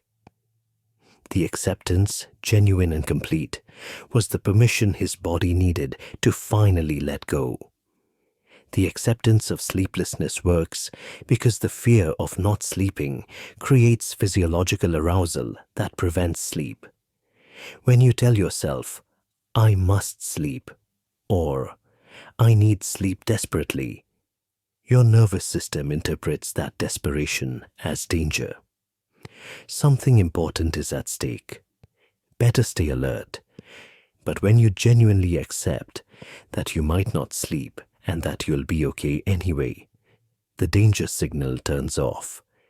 This is related to acceptance and commitment therapy, HCT, where acceptance of uncomfortable experiences reduces their power. Fighting against insomnia creates suffering. Accepting it, truly accepting it, not as a strategy but as a genuine stance, removes the resistance that was amplifying the problem. In sleep research, this is called reduction of sleep effort. The more effort you put into sleeping, the worse you sleep. The concept of sleep effort includes monitoring, worrying, and trying to control sleep. When you accept that sleep might not happen, you reduce effort to zero. And with zero effort, sleep becomes possible again. You'll notice that this only works if the acceptance is authentic. You can't fake it. You can't accept sleeplessness as a trick to get sleep. Your nervous system will detect the underlying anxiety. The acceptance has to be real. I genuinely don't need to sleep tonight. If it happens, fine. If it doesn't, I'll manage. Only when that's true does the body relax enough to allow sleep. The beauty of this practice is its counterintuitive wisdom. You get what you want by genuinely not needing it anymore. You fall asleep by accepting you might not. The paradox resolves itself the moment you stop creating tension around the outcome, because sleep, more than almost anything else, requires surrender, and surrender begins with acceptance. So tonight, if the pressure to sleep feels crushing, release it. Tell yourself the truth. If I don't sleep tonight, I'll be fine. Mean it. Feel the relief of no longer fighting, and discover that the thing you stopped desperately needing often arrives the moment you make peace with its absence. The energy drainage visualization. In a dark bedroom, a woman lies awake, body humming with residual energy. The day is over, but her system hasn't gotten the message. There's still charge running through her, still activation, still the subtle electricity that keeps muscles engaged and mind alert. She's tired, but she's not empty. And emptiness is what sleep requires. So she drains herself. She starts with her fingertips. She imagines energy as a substance, maybe light, maybe liquid, maybe just a vague warmth. And she pictures it beginning to seep out through the ends of her fingers. Not quickly, slowly, like water dripping from a barely open faucet. Each fingertip releases a thin stream of energy that falls away from her body and pools on the floor beside the bed. She can feel it leaving. The fingertips grow cool, then cooler. The energy that was animating them drains away. Her fingers become heavy, lifeless, empty. The sensation spreads backward through her hands, the energy flowing out through those 10 small openings, steadily depleting what was stored in her palms, her wrists. She shifts attention to her toes. Same process. The energy begins to drain out through them as well. 10 more exit points. The streams of departing energy growing stronger now. Her feet empty, her ankles. The energy flowing downward and out, pooling on the floor below. As the drainage continues, she feels herself becoming hollow. Her limbs, which had substance and vitality minutes ago, are now just form. Empty vessels. The energy that gave them animation is gone, collected in invisible pools on the floor around her bed. The drainage spreads upward, from her extremities toward her core. Her arms empty completely. Her legs become hollow tubes. The energy that was distributed throughout her body is being pulled toward the exit points, fingers and toes, and released. She's not full anymore. She's becoming a shell. Her torso empties. Her chest, which held so much earlier, anxiety, anticipation, emotion, drains out through her limbs and is gone. Her head is last. The mental energy, the charge that was keeping her thoughts sharp and alert, begins to flow out. Down through her neck, through her arms and legs, out through her fingers and toes. By the time the drainage is complete, there's nothing left. No energy to sustain thought, no charge to maintain wakefulness. She's not a person anymore. She's an empty container, lying in darkness. And emptiness, by definition, cannot stay awake. it can only collapse into itself, which is exactly what sleep is. The energy drainage visualization works because it systematically removes the sense of vitality that keeps us alert. As long as you feel energized, even subtly, your body believes it has resources to stay awake. But when you imagine that energy literally leaving your body, draining away, your system begins to power down. It's visualization as depletion. This technique is related to body scan practices, but inverted. Instead of bringing awareness to each area, you're imagining each area emptying. The mental act of visualizing energy leaving creates a real physiological response. Muscles relax more completely. Heart rate drops. Cortical arousal decreases. The body interprets the visualization as instruction. In certain meditation practices, practitioners visualize releasing tension, stress, or negative energy from the body. This goes further. You're not just releasing stress, you're releasing all energy. The visualization creates a profound sense of depletion that makes wakefulness unsustainable. You'll notice that the more vividly you imagine the drainage, the more real it feels. Picture the exact sensation of energy leaving through your fingertips. Feel the coolness that comes with emptiness. Track the energy moving through your arms toward the exit points. The specificity makes the visualization more powerful. The beauty of this practice is that it gives you agency over something that usually feels involuntary. You can't just decide to have no energy, but you can imagine it draining away, and in imagining it, you create the conditions, the emptiness, the depletion, the hollowness, that makes sleep inevitable, because wakefulness requires fuel, and you've just drained the tank completely. So tonight, if you're too full of energy to sleep, drain it out. Through your fingers, through your toes. Let it pool on the floor, where it can't sustain you anymore, and become empty, hollow, unable to sustain even one more moment of wakefulness. Because emptiness doesn't try to sleep, it simply collapses. And collapse in the end is just another word for letting go. The monotone mental chant, it's late. A man lies in darkness, mind restless. His thoughts have variety, urgency, emotional color. They rise and fall, speed up and slow down. Each thought carries its own energy, its own tone. The variety keeps him engaged, interested, awake. So he replaces variety with monotony. He chooses a word. It doesn't matter which one. Sleep. Simple. Meaningless, really. Once you strip away what it represents, just a sound, just a syllable. He begins repeating it in his mind. Sleep. But not with intention, not with hope or emotion or variation. Completely flat. No inflection, no emphasis. Just the word, delivered in absolute monotone, like a machine stating a fact. Sleep. Again, same tone, same pace, same complete absence of feeling. Sleep. At first his mind resists. It wants to add something. It wants to make the word mean something, to turn it into a request or a command. But he doesn't let it. He keeps the word flat, neutral, devoid of any quality that would make it interesting. Sleep.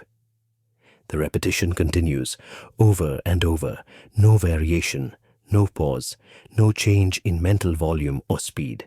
Just the same word, delivered the same way, an endless loop of absolute monotony.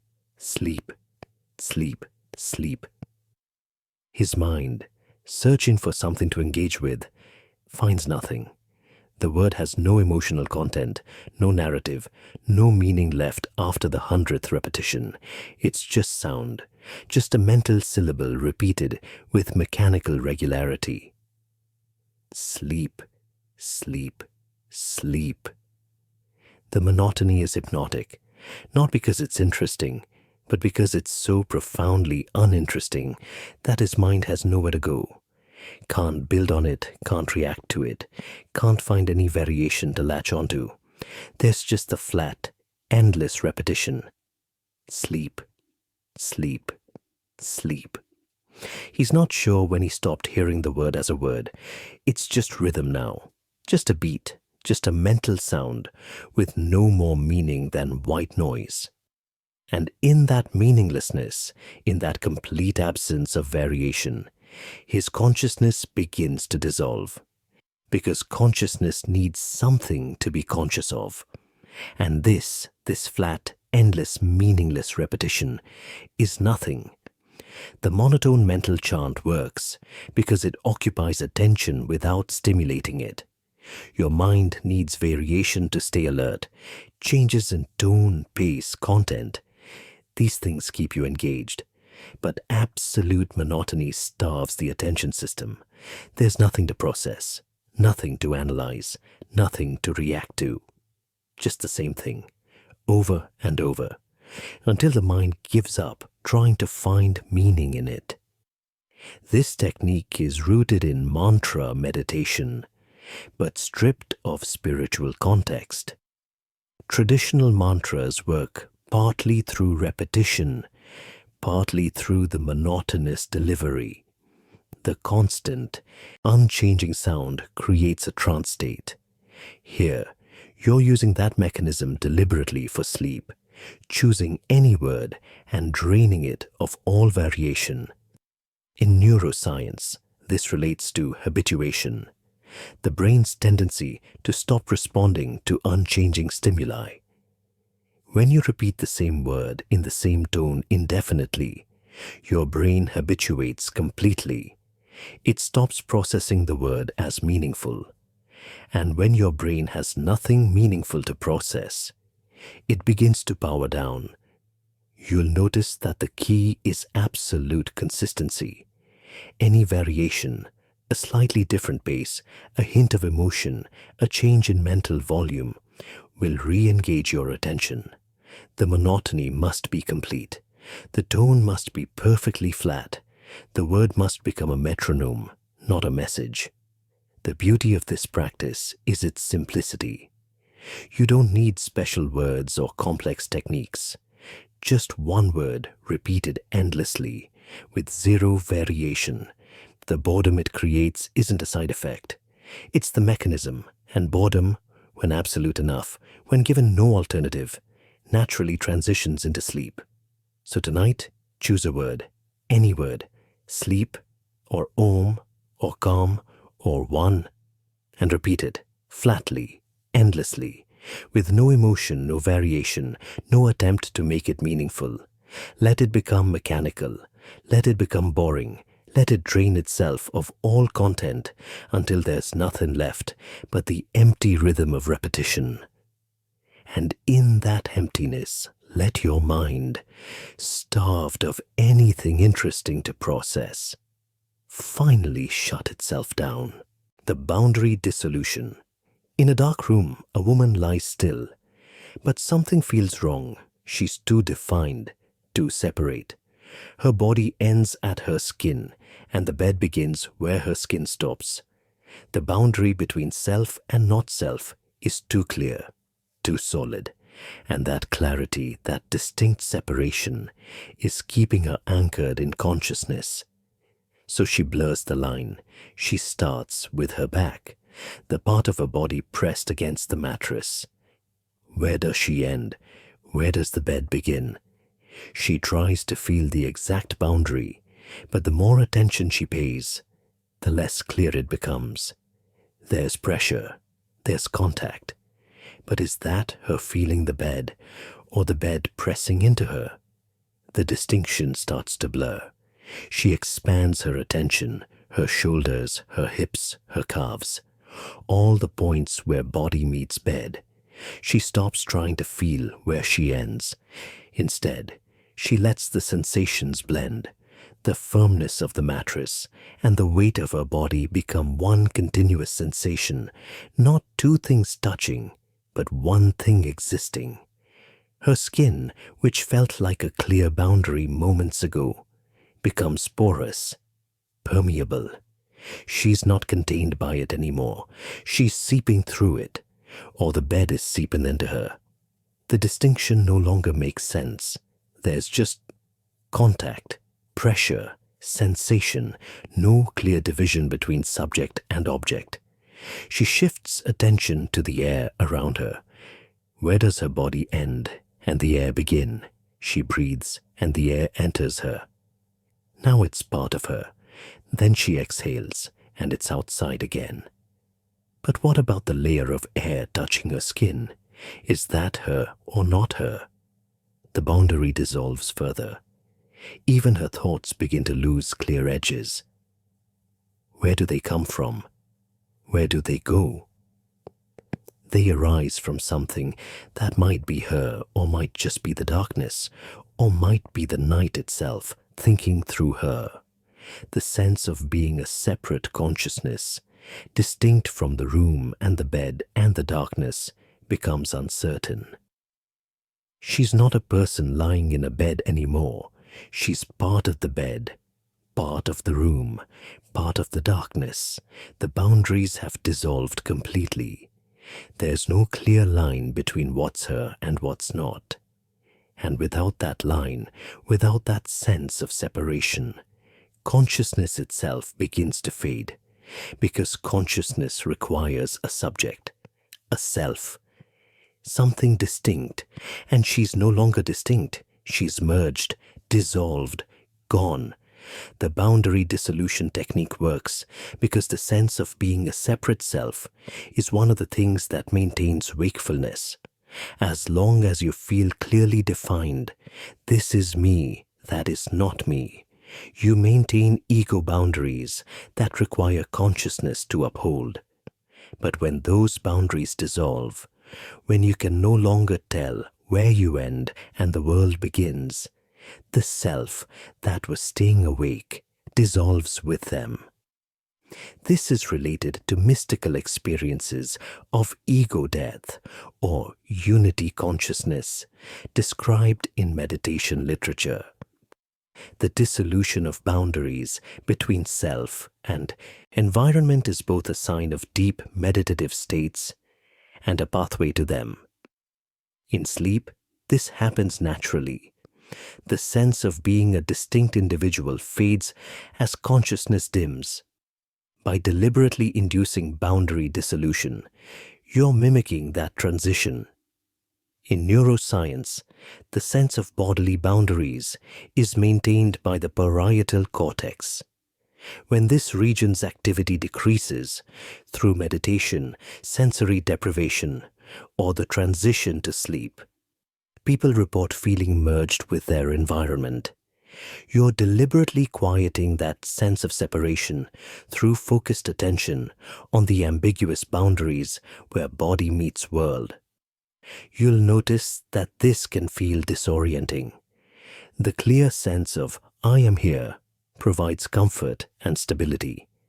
Losing it can be unsettling at first, but that disorientation, that loss of clear boundaries, is exactly what allows consciousness to finally let go, because once you can't tell where you are or what you are, there's no you left to stay awake.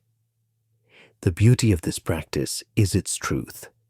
The boundaries we feel so clearly, skin as edge, self as separate, are partly illusion, or at least they're more permeable than we think. When you let them dissolve, when you stop maintaining the fiction of complete separateness, you discover something underneath. Not just sleep, but a kind of merging. A return to the undifferentiated state where consciousness isn't necessary because there's no separate self to be conscious. So tonight, stop maintaining your edges.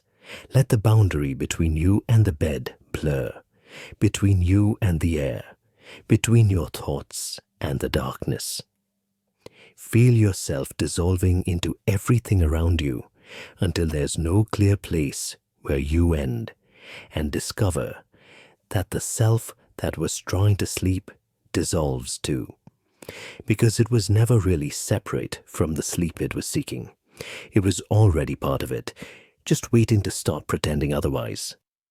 The witness stance. It's 2:30 a.m. A man lies in bed, still trying. He's attempted breathing exercises, visualization, progressive relaxation. He's working through a mental list of techniques, each one a small effort, a small hope that this will be the thing that finally works. So he stops being the person trying and becomes the person watching. He imagines himself hovering slightly above the bed, looking down at the figure lying there. That person, the one on the bed, is still trying to fall asleep, still cycling through techniques, still hoping. But he's not that person anymore. He's the observer, the witness, watching the whole scene with detached curiosity. The human lies still, attempting to regulate its breathing. It believes this will induce sleep. The pattern is familiar. 4 counts in, 8 counts out. The human has tried this before. He narrates it to himself, like a nature documentary. Clinical, neutral. The person on the bed isn't him. It's just a subject, a specimen, attempting a behavior. The human shifts slightly, adjusting its position. It appears to be seeking comfort, though the movement may have disrupted its progress toward unconsciousness. This is a common pattern. As he watches from this detached perspective, something changes. The anxiety that was driving the attempts, the need to sleep, the fear of failure, belongs to the person on the bed. But he's not that person anymore. He's the observer. And the observer doesn't care if the subject falls asleep or not. The observer is just watching. The human appears to be relaxing slightly. The jaw has unclenched. The shoulders have dropped. Perhaps the abandonment of effort is allowing natural processes to take over. The narration continues, but slower now. Each observation more spaced out than the last. The observer is getting bored, because watching someone try to fall asleep is ultimately very boring. Nothing much happens. The subject lies there, breathes, occasionally shifts. There's no plot, no drama, just the slow, unremarkable process of a body preparing for rest. The human seems to be... The observer trails off. Not sure what to say next. Nothing interesting is happening. And boredom, even for the observer, eventually leads to disengagement. Why keep watching? There's nothing to see. And in that moment of the observer's boredom, something completes. Because if the observer stops watching, there's no one left. The subject on the bed was already separate, already remote. And now the observer is leaving too, turning away from the boring scene. And with both the doer and the watcher gone, there's just emptiness. And emptiness doesn't stay awake. It just fades into the dark. The witness stance works because it creates multiple layers of detachment. First, you separate from the person trying to sleep. You become the observer. Then the observer itself gets bored and disengages. This double removal from the actual experience of lying in bed dissolves the effort that was preventing sleep. You're no longer trying. You're not even watching yourself try. You're just gone. This technique combines elements of mindfulness, the observer stance, with narrative framing, the documentary style. In meditation, becoming the witness, the awareness that watches thoughts without being thoughts, is a path to deeper states. Here, you're adding the element of boredom. The observer eventually finds the whole thing so uninteresting that it abandons its post. In meta-cognitive therapy, patients learn to observe their thoughts as separate from themselves. This creates distance from anxious thought patterns. Here, You're creating distance, not just from thoughts, but from the entire experience of trying to sleep. And that distance, taken far enough, becomes dissolution.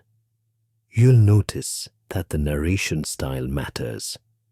Keep it neutral, clinical, slightly boring. The moment you add emotion or investment, you're no longer a detached observer. You're re-engaging with the experience. The key is to maintain absolute detachment until even the observer gets tired of watching.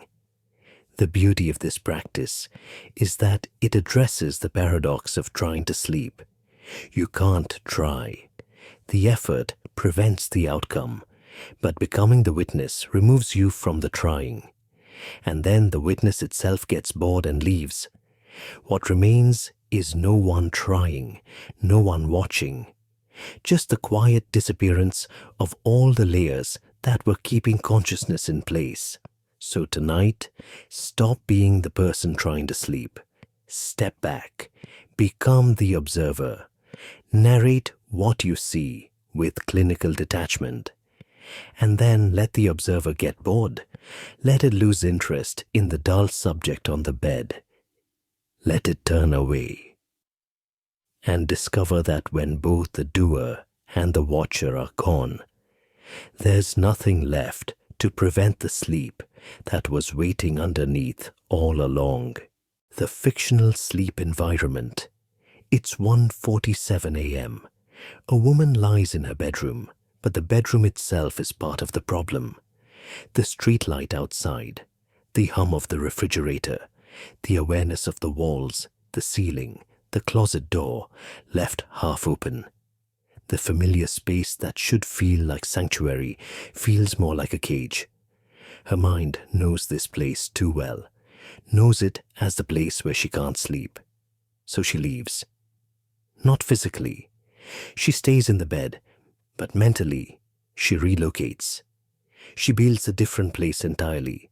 She chooses a cave, not dank or frightening, but ancient and protected, carved into the side of a mountain, deep enough that no light reaches it, but dry and surprisingly warm. The walls are smooth stone, worn by centuries of water that's long since found another path. The entrance is far behind her, a distant pinpoint of grey that barely registers. She's deep inside, safe, hidden. She furnishes it simply. The bed she's lying on becomes a nest of thick furs and soft moss, gathered over time, arranged with care. The temperature is perfect, the earth itself providing constant warmth that needs no adjustment. There's no sound except her own breathing and the occasional distant drip of water that echoes through chambers she can't see. She's alone here, completely alone. No one knows where this cave is. No one can reach her. There are no obligations waiting outside, no morning alarm, no responsibilities. Just the cave, the darkness, the warmth, and her. The air smells like stone and earth, clean, ancient, the kind of air that's been undisturbed for millennia. She breathes it deeply, and it carries none of the associations of her actual bedroom. No work clothes in the corner, no phone on the nightstand, no reminders of the life waiting above ground. In this cave, there's nothing to do but rest. The darkness is so complete that her eyes, open or closed, see the same thing. Nothing. The silence is so profound that even her thoughts seem like intrusions. This place wasn't made for activity. It was made for hibernation, for the deep, long sleep of winter, for surrender.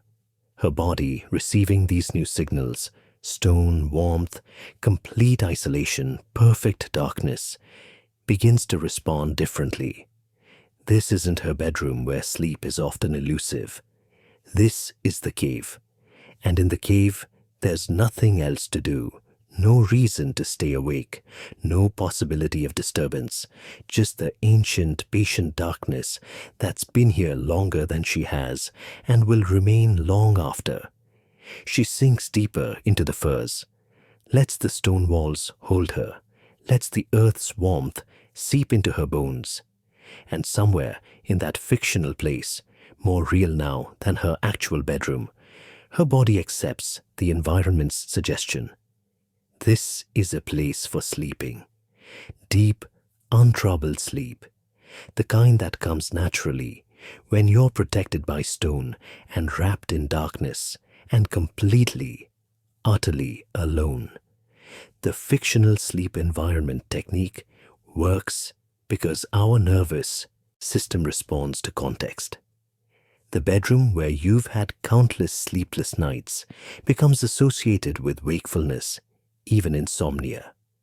But a completely new environment, even an imagined one, has no such associations. Your mind can treat it as neutral territory, or better yet, as an ideal sleep space. This is related to stimulus control therapy, where insomniacs are taught to associate the bed only with sleep. Here, you're going further, creating an entirely new location with zero negative associations. The cave, or cloud, or cabin exists only in your imagination, which means it can be perfect. No traffic noise, no light pollution, no anxious memories attached to it. In visualization practices used by athletes and performers, imagining yourself in an ideal environment activates similar neural pathways as actually being there. Your body responds to the imagined cave's warmth, darkness, and safety with physiological changes, reduced cortisol, slower heart rate, deeper breathing. The environment is fictional, but the response is real. You'll notice that the more sensory detail you include, the more immersive the environment becomes. Don't just picture the cave. Feel the temperature, smell the air, hear the silence. The more senses you engage, the more completely your mind accepts the relocation. And once it believes you're in the cave, it responds to the cave's conditions, not your bedrooms. The beauty of this practice is its creativity and control. Your actual sleep environment may be imperfect, noisy, bright, associated with stress, but your imagined one can be flawless. A cave deep underground, a nest of clouds high above the world, a cabin in endless forest with no neighbors for miles. Whatever environment tells your nervous system, this is where we rest deeply and completely. You can create it, build it detail by detail, and let your body, convinced by the construction, respond as if you're actually there.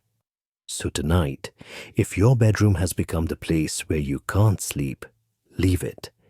Build somewhere else, a cave, a cloud, a cabin, a hammock strung between ancient trees, a tent on empty tundra, wherever sleep feels inevitable. Make it real in your mind, every detail, every sensation, and let your body, transported to this perfect place, finally do what comes naturally in a space designed for nothing but deep, uninterrupted rest. The progressive darkness. It's late. A man lies with eyes closed, but the darkness behind his eyelids isn't dark enough. There's still ambient light, not from the room, but from his mind. The darkness has a quality of grayness, of potential illumination. It's dark, yes, but not absolutely, not completely. And that remaining light, however faint, is enough to keep consciousness anchored. So he deepens it. He imagines the darkness at 10%, not pitch black, but dim. A basement with a single distant bulb. He can still sense shapes, edges, the difference between slightly darker and slightly lighter. His mind still has reference points, still has gradients to process. He breathes 3 slow breaths, and with each exhale, he imagines the darkness deepening. 10% becomes 20%. The distant bulb dims further. Shapes become less distinct. The gradients flatten. There's less to see, less to differentiate. Just deeper shadow. 3 more breaths. 20% becomes 30%. The bulb is barely glowing now. What few shapes remained are dissolving. The visual field is mostly uniform, broken only by the faintest suggestions of variation. His mind, which was still processing subtle differences, has less to work with. 3 more breaths. 30% becomes 40%. The bulb has gone out. There's no light source anymore. Just the memory of light. Just the idea that darkness isn't the only possible state. But that idea is fading. The darkness has substance now. Wait, he continues. 3 breaths, then 50%. 3 breaths, then 60%. Each interval removes another layer of potential visibility, another degree of separation from absolute absence. The darkness isn't just becoming darker, it's becoming more complete, more total. Less like dimness and more like void. At 70%, his mental visual field has almost nothing left. No shapes, no gradients, no variation. Just deep, uniform darkness. His mind, which was still trying to process visual information, finds nothing to process. The visual centers begin to quiet. There's no input, no stimulus, no reason to remain active. 80%, the darkness is heavy now, thick. It's not just the absence of light. It's the presence of something that prevents light, that consumes it, that allows nothing to exist except itself. 90%. He's not sure anymore if his eyes are open or closed. The distinction has become meaningless. There's only darkness. Absolute, complete, suffocating darkness, not frightening but total. His consciousness, which needs something to be conscious of, has nothing. The visual field is empty. The darkness is perfect. 3 final breaths, and 100%. Absolute darkness, not just black, but the complete absence of any possibility of light. The darkness of deep space, of the void before creation, of nothingness itself. And in that absolute darkness, consciousness has nowhere left to exist. Because consciousness requires something to illuminate, something to observe. And there's nothing here, just darkness, complete, final, absolute. He doesn't notice when he stops counting breaths, because by the time the darkness reaches 100%, there's no one left to count. Just the void, just the dark, just the complete absence of everything, including the awareness that was tracking the progression. The progressive darkness technique works because it's a structured descent into sensory absence. By gradually deepening the darkness in measurable increments, you give your mind a clear pathway to follow. Each stage is slightly darker than the last, creating a gradient that feels natural, inevitable. And by the time you reach absolute darkness, your consciousness has been slowly dimmed along with it. This is related to hypnotic induction techniques that use counting down from 10 to 1, getting more relaxed with each number. The progressive structure creates momentum. Each step makes the next step easier, and the predictability is itself calming. You know where you're going, which paradoxically makes it easier to let go of control. In neuroscience, the visual cortex is one of the most active parts of the brain during wakefulness, even with eyes closed. By systematically eliminating all visual content, even imagined content, you're quieting that activity. When there's nothing left to see, not even in imagination, the visual processing centers power down, and with them a significant portion of conscious awareness. You'll notice that pacing matters. Don't rush through the percentages. Give each stage 3 full breaths. Let the darkness at each level settle and become real before deepening it further. The gradual progression is what makes this effective. Too fast, and your mind won't accept the deepening. too slow, and you might get distracted before reaching the absolute darkness at the end. The beauty of this practice is its inevitability. Once you start the progression, you're committed to a journey that ends in absolute darkness. There's no ambiguity about where you're headed, and each breath takes you 10% closer. The structure provides something to follow when your mind needs direction, and the endpoint provides something to surrender to when structure is no longer needed. So tonight, if the darkness isn't dark enough, darken it yourself. Start at 10%, breathe 3 times, deepen to 20%. Breathe again. Keep going, stage by stage, percentage by percentage, until you've descended through every level of dimness into absolute, total, complete darkness. And discover that consciousness, deprived of even the faintest light to orient itself by, simply dissolves into the void you've created. Because in absolute darkness, there's nothing left to be awake for, nothing left to see, nothing left at all.